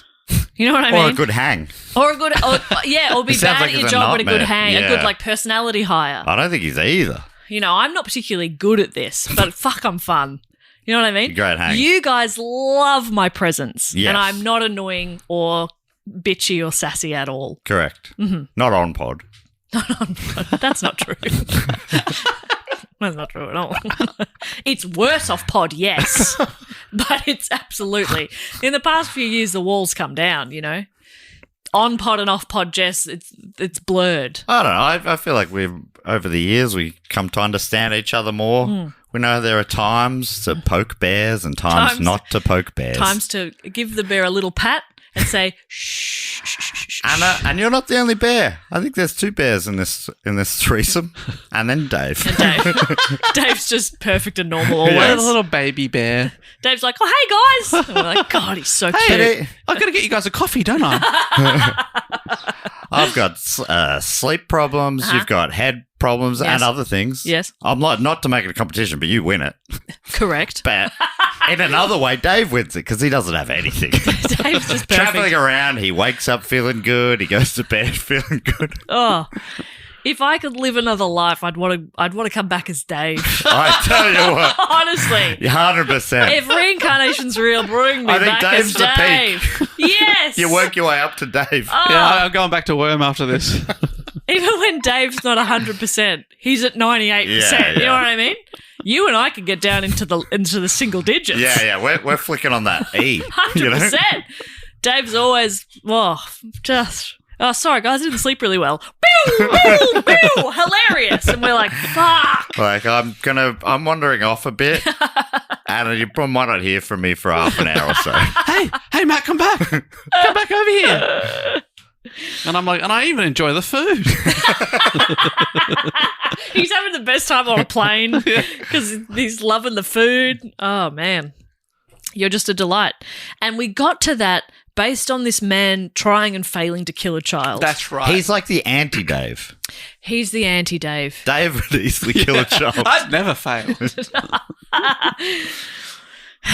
So he didn't really commit the murders But himself. he's just an absolute psychopath. Absolutely. Like, he is like a Shakespearean Yes. baddie. Right? Like it does feel Like puppet master behind the scenes. Yeah, and it's so absurdly evil and that you do sort of go, yeah, it's Shakespearean and that it's not real, but it is real. From Wikipedia, instead, he coerced others into doing it for him. This is the murdering, usually under the pretense that the victim had committed a crime such as theft. Cornelis and his henchmen had originally murdered to save themselves, but eventually they began to kill for pleasure or out of habit. Oh my gosh. Like it was almost, it was like a game or just, it's truly psychotic. I didn't write it down, but I do remember seeing something, I think on the Wikipedia page, where, somebody studying it many, many years later, much more recently, kind of defends them a little bit. I don't know how much you can defend Cornelis, but I think they were sort of saying that a lot of the behavior sort of comes from people, like they were starving and probably like losing their minds a little bit too. So, but like that doesn't mean you purposefully go out and murder a bunch of people. Anyway, so We've all been hungry. we've all I been really hungry. hope he gets caught and goes to trial and is punished. And his defense is, oh, no, this was all a science experiment. Yeah. This is actually really They were all actors. interesting. Yeah. I just thought, let's see how people deal with these sort of situations. And honestly, once you see the report, it's fascinating stuff. Yeah. They responded in different ways, like they were killing each other. Yeah. And I was like, well, that's interesting. That's interesting That's because I did really tell interesting. that person to kill them and threaten to kill their family if they didn't. So and it was like, oh, okay, will they do it? Will they not? yeah, and they and did. Yeah. Um, Fascinating. it really is fascinating. Yeah. So apparently he sort of planned to reduce the island's population to around 45 so that their supplies would last as long as possible. I don't know where he pulled that number from. Yep. Feels 45, which is a lot less than they started. right. And then at some point, that's going to feel like too many, and he already kind of has an idea of what to do when you have too many people. And I'd be there going, I think I'm number 45.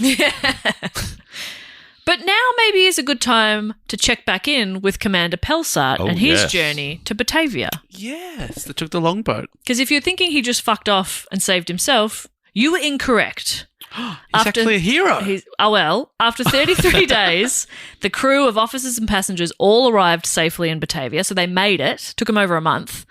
Upon arrival, Pelsart had the Batavian boatswain, Jan Everts, arrested for negligence and outrageous behaviour before the loss of the ship. He basically suspected that he was involved in them being off course, and Right. at this point, Pelsart does not know about, attempted mutinies and stuff like that.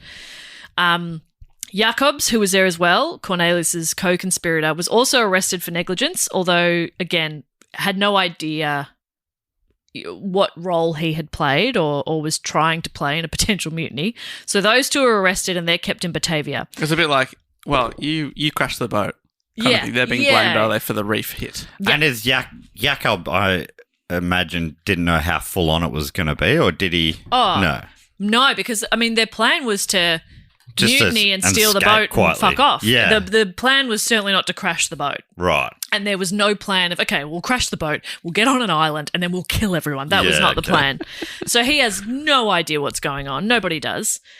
So they sound the alarm that there's been a shipwreck and hundreds of people are stranded. The Governor General, Jan Pieterzoon Cohen, some fantastic names. Pieterzoon. So good. Immediately gave Pelsart command of another ship called Sardam to rescue the other survivors, as well as attempt to salvage the riches. Yeah. They're kind of like, yes, absolutely, take this boat, go save the people, bring back all the treasure, please. Why not both? No, but the people, Yes. But the treasure, don't a real probably treasure. don't come back without the treasure. If you don't have the treasure, then maybe fuck off. The real treasure, of course, being the people. Being the people. But also, of course, the gold and the treasure. And the treasure. So, Pelsart's got a ship. He's on his way back. Back to the islands. So remember the group of soldiers that he sent to West Wallaby Island to die? Mm. Well, it turns out they had in fact found good sources of water and food. He accidentally gave him great advice. That's so fun. Initially, they were unaware of the massacres taking place and sent pre-arranged smoke signals announcing their finds. So they kind of would send smoke signals that they'd found water and stuff like that. And he's back there going, fuck. Yeah, 100%. However, they soon learned of the killings from survivors fleeing Beacon Island. So some people, it sounds like, had little rafts or made their way over somehow, and we know that a few of them came over from Seal Island and told them what was happening. Yes. So in response, the soldiers devised makeshift weapons from materials washed up from the wreck. They found a bunch of guns on the island. They're This like, is awesome. Now, how could I use this to make a weapon? They also set a watch so that they were ready for Cornelis's men, and they built a small fort out of limestone and coral blocks. So they're like prepared. They're like proper trained soldiers. Yes. Cornelis's water supply was a little low, and seeing the smoke signal and knowing the other island had water, he figured he had to eliminate those soldiers once and for all. Besides, if a rescue ship arrived and saw those soldiers first, they could tip them off about all the vile shit he'd been doing, and that wouldn't work for him. Yes. So from the museum again, after a failed attempt to persuade Hayes and his men to join forces, Cornelis sent an attack force to eliminate them. After all, Hayes and his men didn't have any weapons. And he doesn't know that they've been feeding pretty well and they've have built- water and they're okay. They're like just They're buff. He can't quite see them, but it looks like they're doing push-ups. But the trained soldiers were by now much better fed than Cornelis's group and easily defeated them in several battles. And this is over a couple of months. Oh, they kept going over and trying to take over the island. And every time they would go over and try and eliminate these soldiers, the soldiers would just win. Oh, and Cornelius, this is great. I'm reducing our numbers each time. Send over another crew. Yeah, he's probably not even that sad if He's his like, men are dying. He's like, great. Eventually, hopefully, one of these will win. But it's not so bad if a few of them lose. Yeah, I'm just here on my own with all the water and the cookies. Yeah, it's having a great time. Somebody's fanning me on my hammock. When his men again returned defeated, the furious Cornelis took matters into his own hands. He himself went over to the island to confront God. Hayes and bring him under his command. He's going to die straight away. But Cornelis was quickly captured and taken hostage. What's the charge? You can't do that. I'm in charge here. Wait, what? Oh, I'm your superior. great. Guys, I thought we were just having a bit of fun Guys, here. I came over to kill you. Why are you being so serious This about is this? crazy. You're acting crazy right now. You assured me I could speak. With Cornelis captured, the battle wasn't over. Oh. He still had his crazed supporters, and now regrouping under the leadership of another soldier, Wurundjeri. Oh, he's got lose in his name. That's not a good omen. But it's LOOS, like toilets. Oh. Wootaloo. So he's really... Wurundjeri. Oh. Wurundjeri. Is it like, does I it think it's- translate to water Waterloo. shitters? Yeah. Oh, Waterloo. Sorry. Piss toilet. Urinal. Urinal. So he's kind of in charge now. They attacked once again, this time employing muskets to besiege Hayes's fort and almost defeating Hayes's soldiers. Sorry, last time they had guns, they didn't bother using them. Fucking hell. Yeah, I know. guys. It doesn't make a lot of sense.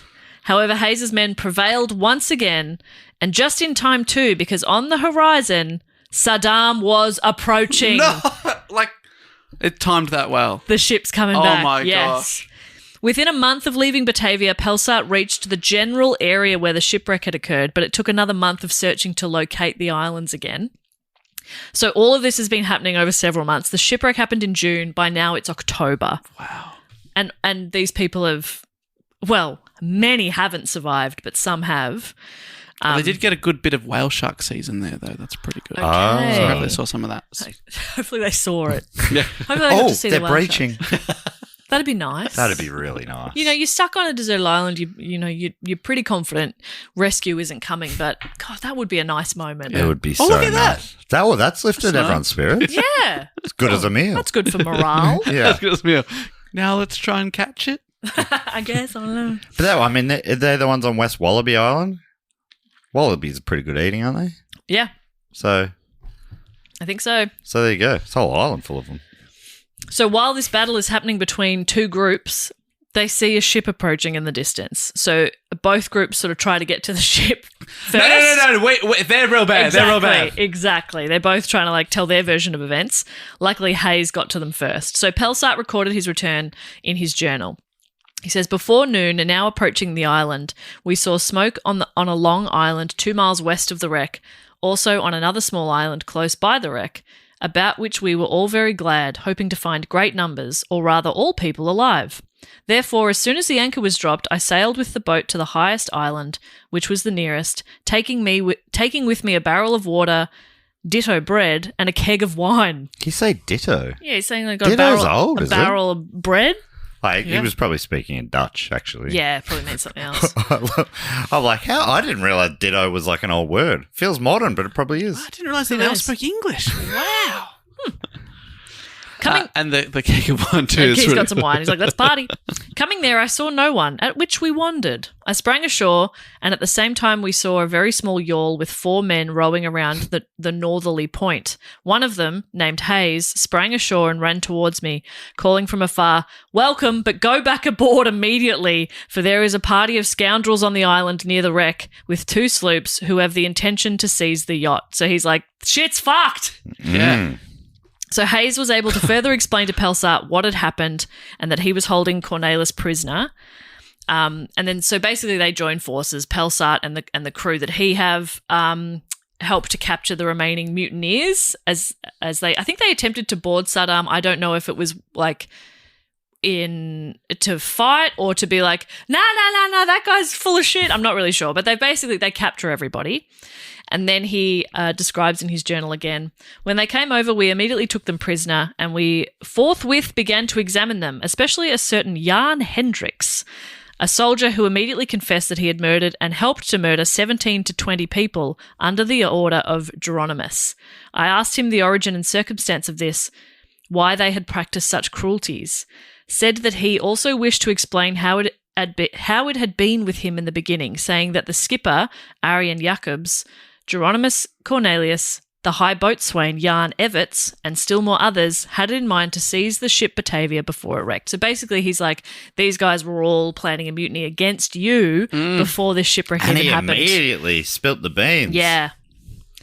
So the WA Museum again says, after questioning Cornelis, who blamed everyone but himself for all his vile deeds, Pelsart set out to capture the remaining mutineers. When they saw Pelsart, they laid down their arms and ceased all resistance. So Pelsart interrogated the mutineers and slowly pieced together what had happened in his absence. So he's just, to him, he's gone to get help and he's like, really hoping most, if not all, people are alive, or that, you know, it hasn't been, because it's been months, right? And they're on this tiny little island with not a lot of food. Like he's possibly thinking he's going back to nothing. So at first he's like, oh my God, there's smoke. People are alive. Hooray. I'll take some wine. I'll take some bickies. And then he's like, the fuck has happened here? And he's finding out that they were planning this mutiny before the shipwreck even happened. So it's insane.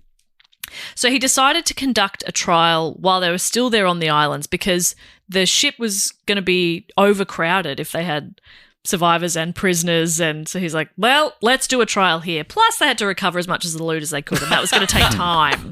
We could either take prisoners or we could take silver. That's going to take some time, okay. So just in the case of the loot, over the following weeks, he recorded that 10 money chests were recovered, leaving 2 lost. Because there'd originally been 12. So that's not too bad. Yeah, that's pretty good. But one was jammed under a cannon underwater, so they couldn't quite get that one out, and the other had been broken open by Cornelis's men already. But 10 out of 12 is not too bad. Yeah. So anyway, following the confessions of their crimes, the condemned mutineers were sentenced to have their right hand cut off, and in the case of Cornelis, both hands. Okay. They cut both his hands off prior to being put to death on the gallows. Okay. Oh. Because you'd hear that first bit and go, I could live without a hand. Not for long, apparently. Yeah. No. Yeah, so I don't really understand the point of cutting off their hands first, but maybe it's just to make them suffer even more. Yeah, it's a bit nasty. Yes. So Seal Island was designated as a place of execution, and punishments were duly carried out on the 2nd of October, 1629. So Cornelis was executed there on Seal Island.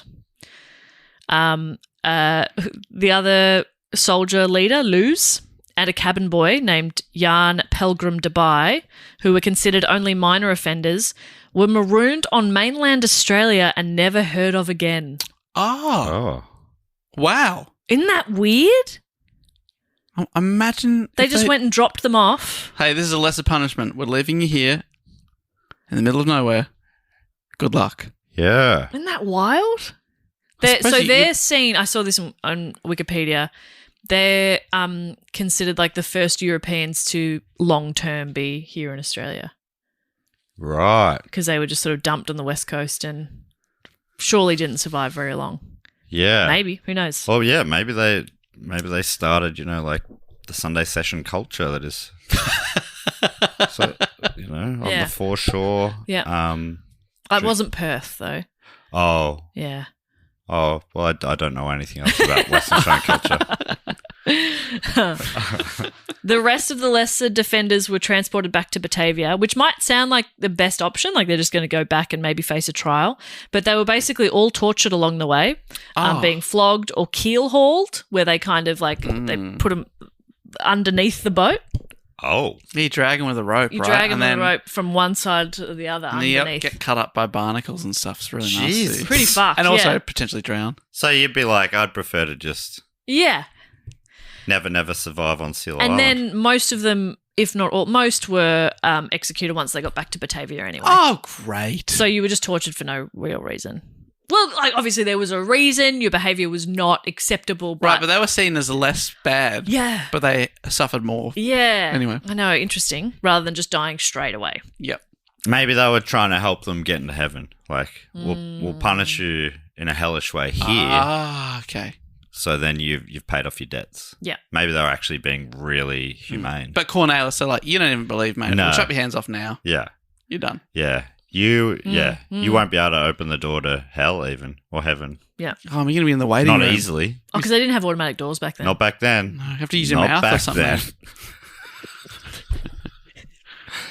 Nah. That tries A lot they of- might lot of know. people don't Automatic know that. doors. Weren't invented for Automatic doors. many a year. Much more recent than you think. Yeah. Even in heaven and hell. Yeah. Yeah. Yeah. Yeah. Do you reckon in heaven they've always had iPads because they knew they were coming? iPads are old in heaven, I reckon. Yeah, like what kind of technology have they got now up there that we don't have I don't here? think it's. I don't even Moses think. had a tablet early on, didn't he? Yeah. He brought it in from the mountain. Yeah. So there's Yeah. that. Hmm. Yeah. takes I a while for the masses to I honestly adopt. don't think we could even, like, even in our wildest dreams, we couldn't picture it. Really like an iPad Air. What the fuck are you talking about? Like That's crazy. Yeah. I Thin don't like get a it. cloud. I think it would be. It's invisible. Like it's see through. iPad invisible. Thin like a cloud. Clouds famously thin. If I was going to describe a cloud, probably be thin. So thin you can fly through one. It's on the board. You know, we're playing Family Feud now. Words to describe a cloud. Fluffy. Thin. Okay. Moist. Okay, but what about? Cloudy. Is it on the board? Come on. But what about Jacobs? The captain. The captain who ended up going to Batavia had no idea about any of this fuck Yeah, stuff. but then it came out that he was planning a mutiny. Yes. He so now obviously Pelsart has heard that from many people. No. Go back to Batavia and go, Jacobs. And they already hated each other. I heard the craziest thing. Despite being tortured, he never confessed to his part in plotting the mutiny, and he did escape execution due to lack of evidence. Whoa. Ah. Well, And finally, the others? How much evidence was there for the others? know. I guess they admitted it. So the guy, the squealer, that's a bit of a dismissive way to. It was good that he owned up. I think Yeah, that first guy. Do you know what happened to him? Nah, I don't know what happened to him. What finally became of Jacobs is unknown. He might have died in prison in Batavia, but he did escape execution. Right. That Okay. little weasel. Whoa. Because he would have, the whole time on the rescue ship when they're going, like, on the long ship back to Batavia, he's been like, yeah, I thought everything was going well until someone crashed the boat. Yeah, Anyway. it's crazy. How did we get so far? Of course. Yeah. Crazy. That's wild. So what's he hoping? Is he hoping on the way back that they don't find anyone? No, I think he's probably hoping that they find everyone, but everyone's just prospered and no one ever mentions the mutiny. And then he Right. gets there and finds that. He doesn't know that they just that Cornelis is going to go on a fucking psycho killing yeah. spree. So yeah, I suppose exactly. He's hoping that the idea of the mutiny never comes up, and They get back on, take the treasure back, and no one he's ever mentions it. probably also assuming that. I mean, he gets arrested as soon as they get back to Batavia. He's probably assuming that won't happen, and he could just sort of scurry off. Right. Yeah. Yeah, So- because if the crazy stuff had never happened, never have to really mention it, do they? Yeah. Who knows? Yeah. A mutiny that didn't really happen. It's like, well, you know, we all have bad thoughts. Yeah, okay. Or he goes like, "I was kidding. Oh my Were God. those guys serious? Whoa. Whoa. That's full on from them." Do they not?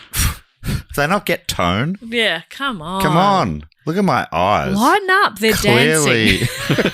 My eyes are alight with glee. Okay, I'm joking. I'm being jovial. I'm being jovial. Oh, we're not got irony here yet on Seal Island. Come on, guys. There's no seals here. Yeah. That's a joke in itself. That's a funny joke. Huh? It's a funny West joke. Wallaby Island is actually in the east of Main Wallaby Island. It's very confusing. It's confusing, but it's but funny. It's funny. Funny's funny. I just don't get jokes. Okay, so a board of inquiry decided that Pelsart had exercised a lack of authority and was therefore partly responsible for what had happened. No. His financial assets were seized, and understandably, this whole thing was pretty distressing. His health suffered a little bit from the stress. Nevertheless, he took part in an expedition to Sumatra, but he passed away, I think, the following year in September of 1630. Just bad health after all of this. His journals on this ordeal were published in 1647 and widely read, spreading knowledge of the dangers of the coast of Western Australia, and forms a fair bit of what we know about this story now. And what about Hayes, the hero of the piece? Pelsart promoted him on the spot. So when he got to back to the islands, he promoted him to sergeant, and that came with a pay rise that was like twice his former wage, which is great, and he placed him in charge of all surviving soldiers. Once they arrived back in Batavia, Hayes became a national hero. Oh, cool. He was decorated by the VOC, which is the East India Company. Had little baubles on him. Yeah. And tinsel. That's what tinsel was first used for, decorating soldiers. And then they were like, this little kid on a tree. And then he was promoted to the rank of standard bearer, which I don't know what that means, but it came with another big pay increase. But the record of the promotion is also the last time Hayes is mentioned in the Dutch archives. Oh, damn it. It sounds like it was the only good ending we had for I know. anyone. We don't know heaps about him, but he is remembered by his actions that bear witness to his strength of character, his military ability, natural leadership, good judgment, and courage. He was probably hot as well. Yeah, bound to be. With a name like Weeby. Yeah. And the remnants of the defensive wall and stone shelters that they built on West Wallaby Island are still there, and they're the oldest known European structures. No way. And there's part of it's now called the Weeby Hayes Stone Fort, and the well can still be seen to this day. Isn't that crazy? Wow, they must have built it pretty well. Yeah. They bloody don't build it like that anymore. I don't bloody build They don't bloody build it like that. I don't anymore. make things like this. Mate, No. fridge will last you a few years Yeah, now. despite Bloody hell. this generation, the kids of these days, everything's disposable. Yeah, back in the 50s. Friendships. Our iPhones used to last for decades. Yeah. You complain about housing prices, but you go out and buy yourself a new iPhone every year. Yeah. You bloody kids. these Come days. on. Hey? I listen to that and I'm like, who's buying an iPhone every year? What are you talking about? Anyway, good on the boomers. Finally, from the WA Museum again, the wreck of Batavia was discovered 300 years after the ship was wrecked on her maiden voyage. In 1963, the first successful excavations were conducted on Beacon Island, where 17th century Dutch artifacts were found in association with human skeletons. These finds confirmed a hunch that the islands had been Batavia's graveyard and led to the discovery of the shipwreck on nearby Morning Reef. Wow. So at first they weren't 100% sure in modern Australia where exactly it was. So in the 60s they had suspected that's where it was, and then they found it and went, yep, well, that confirms that. And so later that year, a team of civilian and military divers conducted the first underwater excavation of the Batavia wreck, but it wasn't until 9 years later in 1972 that they commenced excavation of the ship herself. The stern section of the ship was completely excavated and was one of the first excavations undertaken by the Department of Maritime Archaeology, and many of the techniques now used by the department were pioneered on this site. Cool. I thought that was a cool little fun fact to end on a pretty bleak story. Yes. Question. Yes. Without notice, what about the treasure? Well, they managed to take back a lot of the money. 10 of 12. 10 of but 12. there was 2 missing. Has anyone ever found that? True. Oh, the Oh, one under actually- the cannon. I think they did recover in some of these excavations. They did recover bits and pieces, like some of the That's coins cool. and a lot of bodies too. Oh. Yeah, because of the massacre. And is it on display anywhere? Can you go see it? I think it might be in the in like the Maritime Museum in Western Australia, Whoa, was cool. that in Fremantle or something? We should go next time we're over. and they've made a full scale replica as well. Oh, man, it's awesome. This is a wild story. Isn't it so wild? I don't know what I thought it was going to be, but I didn't think it was going to be that. I knew it was fully grim, and a lot of people were... I didn't know how many. It was amazing how many people were murdered. It's And awful. Yeah, at least 125, they reckon. Knowing that where the ship crashed, it makes so much more sense that your sister did a choral production. It just makes sense. Yes. Yes. Yep. At first, I'm like, what's that got to do with What's the connection? Yeah. Oh. Perfect. So remember I said more questions. that 2 of them were just sort of marooned on mainland Australia? They think that's either Whitakara Creek near Kalbarri, which is a coastal town in the Midwest region, about 595 k's north of Perth. So it's pretty far away. Or another suggestion is near Port Gregory, which is, also pretty far away and has a population of about 64 people. So these are very remote areas in already a very isolated place. Yes. Not that there would have been like a supermarket back then for them, but I'm just saying even now those are pretty remote areas. And are those 64 people in Port Gregory their grandchildren or something? Probably great-grandchildren. Well, yeah, probably. I mean, that kid's young, but not that young. Yeah. One of them was a cabin boy, so, you know. Pushing towards 400 years ago. Had to wait till he was a cabin man. And then. Cabin boy, not yet a cabin man. But that's the insane story of the Batavia shipwreck. Great report, Jess. I mean, look, lots of different books have been written about this. Podcasts have done whole series on it. I was trying to, condense it into the sort of key points, but it's wild. But I can see why it's also very, fascinating. Yes. I can see why so many people suggested it. Yeah, absolutely. So many little a crazy thing happens and you go, wow, that's a crazy story. And then another crazy thing happens. You go, oh, okay, this is a crazy story. Wait, what? A real example of if they made the movie, like if this wasn't true, you'd be like, that's a bit much. You're like, as if. And it's amazing that that they actually made it back to Indonesia. Yeah. With the rescue ship, because that could have easily just gotten lost at sea because they had to travel thousands of miles on a ship that's not really designed for that. Yeah, it's a 30-foot longboat. And then we never longboat. Maybe would have even known about this. Yeah. So a lot of things had to go wrong, but also go right for it to turn out that way. Yeah, the soldiers finding water on that island that they were sent off to die on. And what's Cornelius's end game? Like, you assume he would end up dying alone, insane. Yeah, because if he was just left there. Because he wanted to take the treasure, but you've got no boat. Yeah, really no skills. Yeah. You're like, he's so incompetent apart from when a rescue boat comes, because one was definitely going to come, that's right. He would then take over that boat. Commandeer that boat. Oh. Get the treasure and then... found a new kingdom. Yeah, fuck off and live his best life somewhere else. Yeah, right. He also had a wife and child somewhere back in the Netherlands. And they're lost, huh? Yeah. Hopefully they did okay without him. I hear the news. Really? Boo. I will mourn. Yes. For a bit. Yep. I reckon, rest of the day. What's appropriate? Really? What's appropriate? Rest of the day, is that enough? Afternoon tea. A morning afternoon tea and then... Yeah. A morning tea. Yeah, fantastic. And then we'll have a remembrance lunch. Yes. And then we'll have a move on dinner. That's date night. Hey, ditto comes from the Latin dictus, and through the Italian detto, entering English in the 17th century, initially used in ledgers to mean the same month or year. Example, January 22nd. Ditto 25 would be January again 25, which is funny because if you wrote Jan, that's shorter than ditto. Yeah. Anyway, they didn't have that technology back then. They didn't know. People couldn't count letters back then. They couldn't. They can count letters back then. Nah.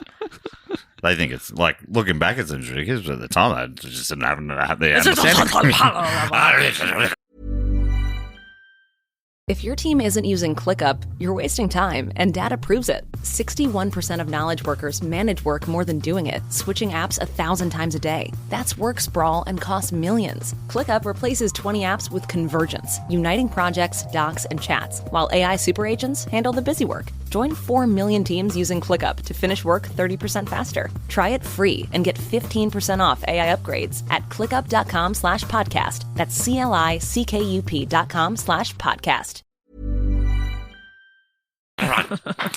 Well, that brings us to everyone's favourite section of the podcast, the part of the show where we thank some of our Patreon supporters, who I have to quickly thank personally because I need to go home to look after a sick child. Yes. But I want to say, great report, Jess. Thank you, and it's interesting just to hear your priorities. Yeah. Sick child, okay. And you said something nice about Jess. What do you want to say to me? I was about to compliment your eyes, but... They do look good with that hat. Yeah, my They're really goodness, popping. it's popping. Yeah. Okay, thank you. You're popping. So congratulations. That means a lot coming from you. The man with the biggest beautiful eyes it is. They can't stop popping. Okay, all I got was good report, Jess. You're always banging on about us. People should focus on your work and not your appearance. That's true. And now that we're doing that, geez, moving the goalposts again. Yeah, but I hate when I complain about that and then you respectfully don't compliment me all the time. Jesse, a sick child, and thinks, compliment my eyes. Don't go. Don't go. Nah, get out of here. All right, thanks, everyone. Love you. Bye. Send Thanks to all them, the Patreon supporters. I love you. Waving give- at the video. Of course, that's one of the rewards. You get the video podcast. And you can see that Dave wears a backpack. What do you think, everyone? Pretty good. Don't ask their approval because they'll hate it, and then you'll have to burn that backpack.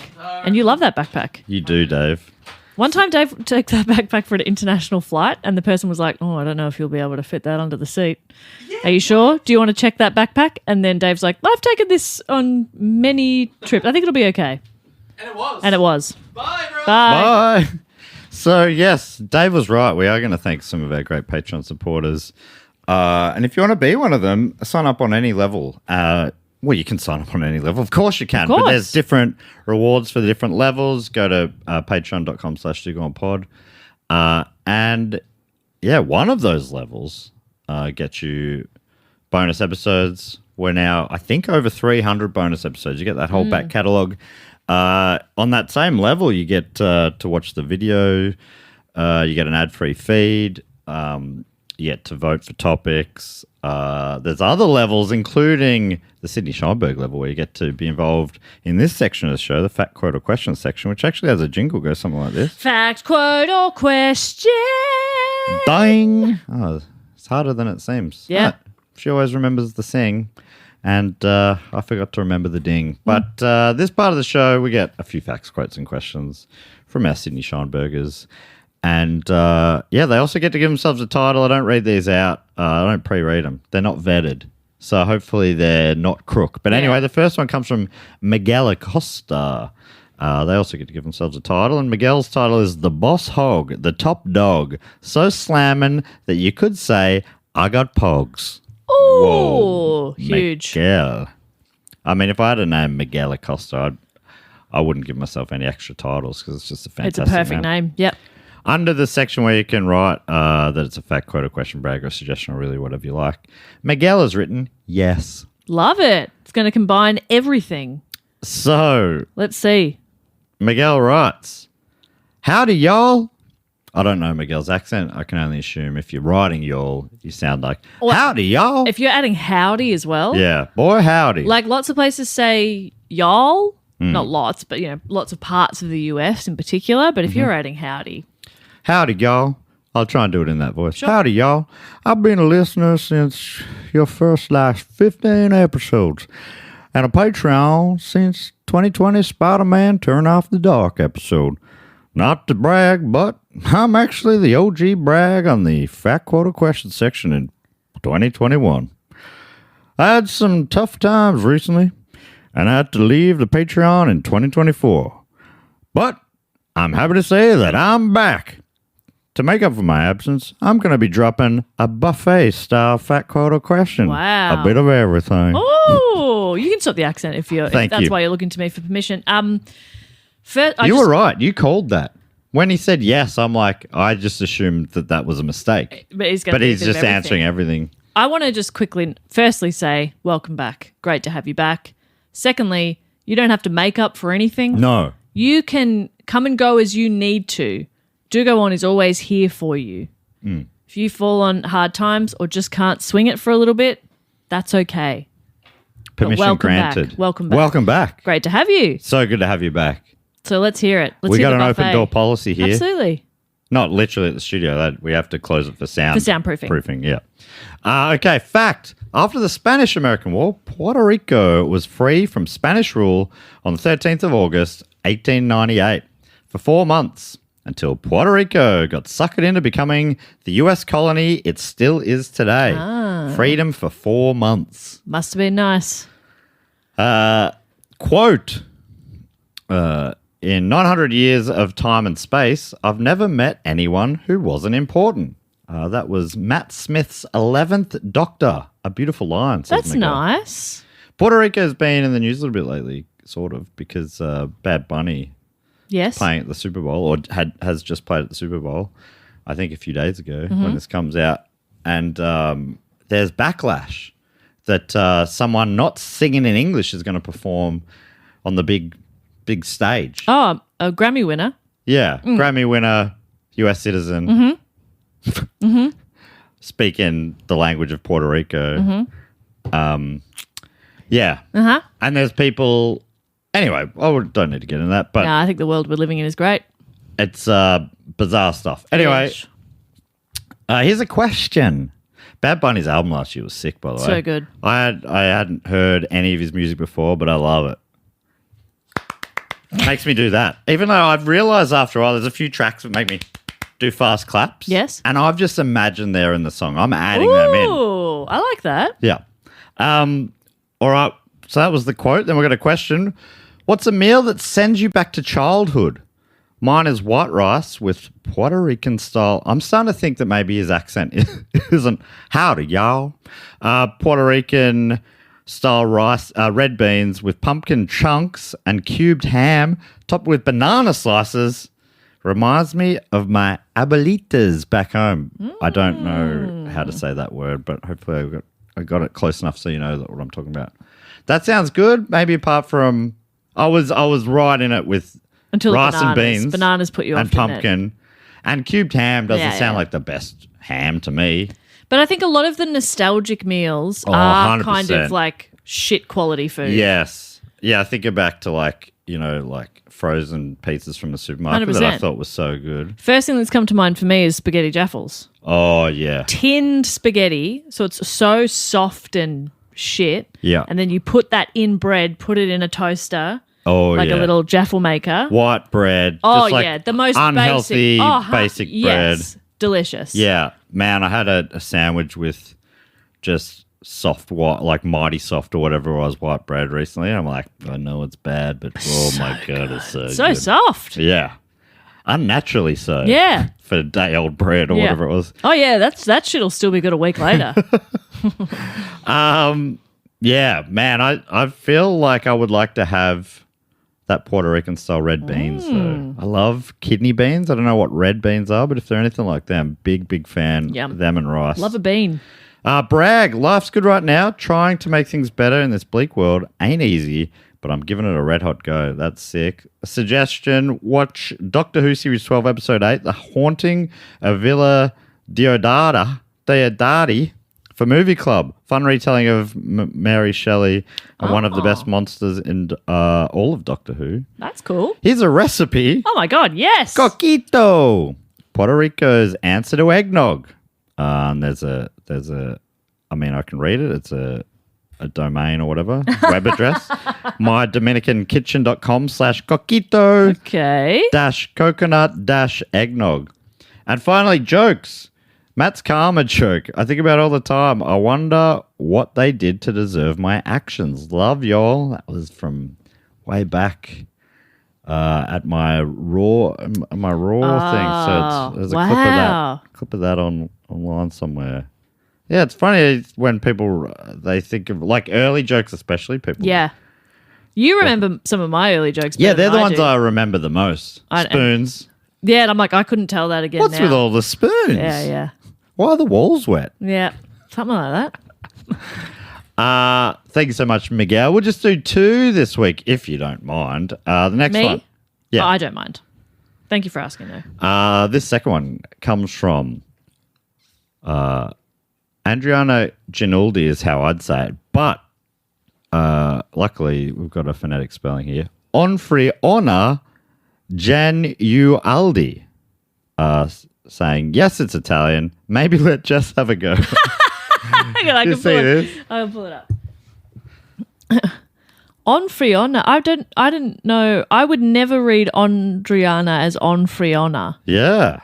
It's like the D's, it gets to an F. I would still read that as Ondriana, but then surname Genualdi. Yeah, that's very funny. Onfriona Get Jess to do Genualdi. it. With the title, Just a Little Baby. Just a little baby, I guess. Baby. Hello, my babies. Oh, I haven't done that for a while. Can you People remind me? apparently in New Zealand were disappointed. We heard later that you didn't do it. Someone told me halfway through, they're like, I'm surprised you didn't do it. And I said, oh my God, I'll do it the next one. And forgot. Got to do it in Brisbane. I was going to say, which will have happened by the time this comes out, but we're recording this ahead of time. So, Matt, could you remind me to do that in Brisbane? I will try. Come on. please? Hello, my babies. Hello, my babies. Okay, so Onfriona. This question is, What is something small that makes you irrationally angry? Ugh. For me, it is when people don't use the fracking exit lane when leaving the highway and suddenly swerve over from the right-hand lane. For context, I live in Naples, Italy, which is known for its chaotic drivers and traffic. It's just something I have to deal with here that really boils my beans. Wow. Kidney beans? Great. I haven't heard that phrase before. Boils my beans. I love Fantastic. it. Also, I'm planning to come to Naples for a holiday later in the year. If you could send me some suggestions of things you think I should do. Yeah, around maybe Naples. Napoli sauces Yes. or stuff like that. Napoli. Napoli. Beautiful. Ooh, Napoli. Can't wait. Okay, lots of things make me... So many lots of small driving things. ones as well. Driving ones, No airports. courtesy wave if you've let the person come through. Give us a wave, you dog. People parking over driveways. Yep. Airports drive me insane. But now, I don't know how you feel about it, Matt, and you don't have to answer, especially if you feel negatively, but Dave finds it quite entertaining to walk through an airport with me because I get so annoyed at people. Just like, I don't know why people go to the airport and act like it's their first day on earth. Like, just walking in weird places, stopping suddenly, just no spatial or social awareness. Yeah, yeah. And I'm just there ready to just punch on. Yeah, they're feeling like they're a character in a video game where they're moving around. Everyone else Yeah. is just there to create their extras in your show. So they don't mind if you just stop in the middle of a walkway. Yeah, no, I don't think I've noticed you getting annoyed at people, but I can feel that. Airports do make People, like when you're walking quick to a place on a street or wherever, and it's busy and people are just like going 4 abreast or whatever. Oh. I was riding, there was people walking 4 abreast on the bike path I was riding down, and they were walking towards me so they could see me, and I kept assuming they'd just scooch over to the other side of the lane. You go 2 and 2. Yeah, yeah. So that but they just did it, so I just kept thinking they would. So I'm like, what? Yeah, I would have been like dinging at them. I think would've, I think they would have been thinking like, is he going around? And I'm thinking, I assume they'll move across. But they were also on the bike path, Yeah, and there was a walking path. There was a walking path. So they're in the wrong. Yeah, but they obviously just didn't know. Exactly. Is this life-threatening? No. No. But does it boil my beans? Yes. Yeah, it's a different thing. Like, you're not holding any grudges about it, but you're like, come on. Yeah. This is a small thing. Nitpicking, they call it. Is that what they call it? No, I guess they so. don't call it that. How dare you even I suggest it? should get angrier about bigger things. There's so many big things to be mad about, and I just kind of go, gee, so far. So then I'll crack the shits over tiny stuff. I just, how I use words that I don't fully understand sometimes. Sure. Remember earlier I said churlish? That did make sense. Great. Behaviour that is rude, surly, boorish, or mean-spirited. Excellent. So if AJ can edit out me doubting myself, Yeah. just make it sound like I know what I'm doing. No need. Thank you so much. On free honor. And I think I'm with you. I probably have done that on occasions. Realize that I should be exiting and going across a couple of lanes. But I would thing. check and make sure there's no cars and I'm That's cutting right. off or anything. And I did a TikTok about this just the other day of like, I will allow people doing insane things if they acknowledge it. The wave is... I'm so sorry. Sorry. Fine. That's all right. Yeah. We all make mistakes. No problem. Yes. But if you don't, I'm fuming about you all day. You're right. Yeah. Yeah. So there's something about being in the car that does, I think, heightens things for some reason. Yeah, Because absolutely. you're not seeing faces often, and faces will soften a thing. Yes. Like you'll see people feeling like they don't feel like humans. They're robots. Yeah. They're big machines. Yeah. Maybe. Thank you so much for the question. Great question. Now, another thing we like to do, Jess, is thank a few of our other great supporters on the shout-out level or above, which is, I forget what level, but it's a lower level, and means most people who sign up get a shout-out. Yep. Jess, you normally come up with a bit of a game. What are How you about thinking? what thing they are taking with them off a sinking ship? Ooh, I think I like it. So what they're grabbing from their What's their loot? cabin. Yeah. Could be from their cabin or they could be looting. What do you think of that? Yeah. Great. All right. So, just for for efficiency, and there's only 2 of us. Do you want to do names or things? I'll do names. Okay. I love to watch you work. Okay. So, first up from Edinburgh, it's Demis. A set of bocce balls. Yes, important on the island. And so good. Yeah, great once you get to the island. A sandy beach for bocce. Gorgeous. Fantastic. Really fun. Good But for of course, morale. on your craft getting off, it's a bit of a dead weight. Yes, but But you are thinking ahead and you're Yeah. thinking of everybody, and that's smart. Thank you, Demis. Next up from location unknown, so we can only assume deep within the Fortress of the Moles, it's Noah Abbey. Noah's easel and canvas. Beautiful, doing some portraits. Fingers crossed that someone remembers to bring paint. Well, we'll see. Hopefully, but you never know. You never know. If Noah didn't communicate to somebody that they were grabbing the canvas, Yeah. who would think of paints? I know. Well, that's right. If you have nothing to paint. Noah's doing it quickly as well. Noah's going, I'm going to grab it. Of course, you don't have Yeah. time to think about these things. Also from deep within the Fortress of the Moles, hopefully near Noah, but we'll see. Gabe Langford. Power drill. Okay, could come in handy. Yes, with 2 fully charged batteries. Oh, great. Yeah. Beautiful. From Kilkenny in Ireland, it's Paddy O'Leary. Paddy O'Leary bringing a collection of pressed flowers. Oh, pretty. Yeah, something to look at. And pages at the end to press a few new ones. Oh, I hope they find some flowers on the island. Yeah. That's nice. Becoming the island's, official botanist. Exactly. Perhaps. When you are eventually saved, look at all this information you've got. Do you want to know my process there? Sure.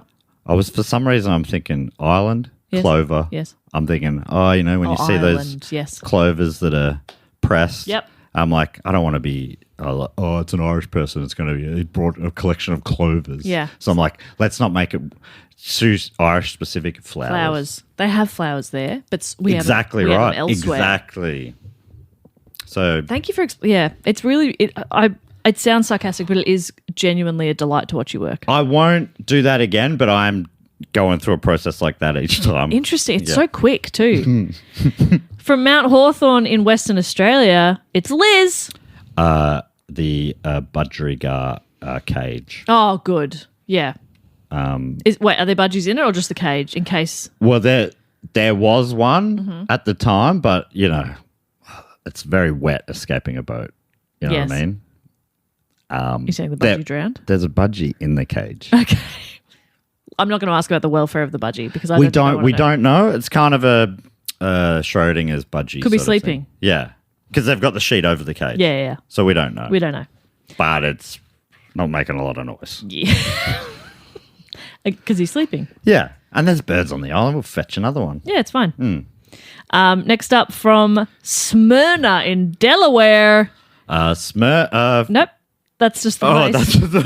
and Smyrna's bringing. It's Enron intern. Bringing a collection of nursery rhymes. Oh, like a book? A book, but it's a big, big book. Okay. It's a big book of nursery rhymes. That's actually what it's called. That's good, actually, because there are women and children on board. And it's women something are for the dumb. women. Yeah, it's something for the women. Something simple for the women. Yes. Next, from Mount Barker in South Australia, it's David Schmar. It's a book of coupons. Yes. Which get offered discounts to some big international chains. Okay, so And thinking, geez, there's got to be a chance that that there'll be a Kmart. Or, I mean, look. is that an international chain? Yeah. Target. Target. Even though the targets are different. Did you know that? I did not know that. Different corporation, same Really? sign, Huh. and quite different stores. Whoa. McDonald's. McDonald's. Okay. Right, but so here's the thing, David, now that we know the island does not have a McDonald's, yes, it seems like a foolish choice. But you didn't know. You didn't know. And if you had gotten to the island and we wanted to feed everybody, but we Yeah. didn't quite have enough cash, Yeah, free hash brown with any burger purchase. like you'd feel Come on. silly for leaving that on the ship. you'd be like, oh my god, Yeah. and we don't have any more money. Yeah. I hash did browns. choose the coupons over the money. Now that I think about it, money is like an even more versatile coupon. That's true. It's a coupon, but not for one specific Yeah. stall. It's interesting. But, pressure does funny things to Oh, people. absolutely, David. Look, no judgment, but that wasn't your best choice. Okay, from North Melbourne here in Victoria, it's Eva Harper. A willy warmer. Now, these are things Yes. we learnt about recently in New Zealand. Even the New Zealand live audience members were a little baffled by it, but Dave and I saw in a souvenir store a possum fur willy warmer, a little donut of fur that you could put on your willy. Which makes sense. Like locals in New Zealand, they're not going to the tourist shops. That's right. Yeah. What, they wouldn't know. Why would they not? I don't go to the tourist shops here. I have no and I idea should. what we sell. I should. Yeah, we should support local businesses. We should support local businesses selling really good stuff. Yeah, I assume it's really good stuff. You know, I have hundreds of magnets on my fridge. Don't have a single Melbourne one. Weird. Why don't I? Why don't you? I'm here every day. Do you hate Melbourne? I must. And I must rectify this. And finally, from reading in Great Britain, it's Laura. Who brought a big bag of paint. Unfortunately, it's all mixed together and it is just like a dark brown now, but, Well, hope they could paint trees. yeah, could paint trees and maybe, find some natural ochre, Yes. make your own paints from crushing up bugs. Yep. So, but you've got to start there and paintbrush and a paintbrush as well. Great. Okay, good. So a bag of paint. Yes. I'm talking like, like an old school plastic shopping bag yeah. full of all the colours. She's just squirting them in. Oh, she was doing that as the... She's like, as I don't the- have time to carry on. So she squirted all the paints in. See, here's what Laura probably wasn't thinking at the time. You could just put those I tubes know. of paint in the bag. Pressure does funny things. Pressure does funny things. Laura and David have fucked it, but everyone else did pretty well there. Thank you to Laura, Eva, David, Enron, Liz, Patty, Gabe, Noah, and Demis. Now, and I double checked Demis's name because I did a cameo video for Demis. Yes. And I said in the video, I'm like, double checking. It's not a Dennis typo. Hopefully this is right. I was checking the email. I was like, nope, it says Demis. So, And was pronounced Dennis with an M, basically. okay. As I recall it. Anyway, thank you, Demis, once again. And the last thing we like to do, there's no Triple Triptych Club inductees this week, which Okay. is for our great Patreon supporters who have been on board for 9 straight years. But we do have 3 Triptych Club inductees. Members of our Patreon who've been on the shout-out level or above for 3 straight years. We got 3 of them. Perfect synergy here.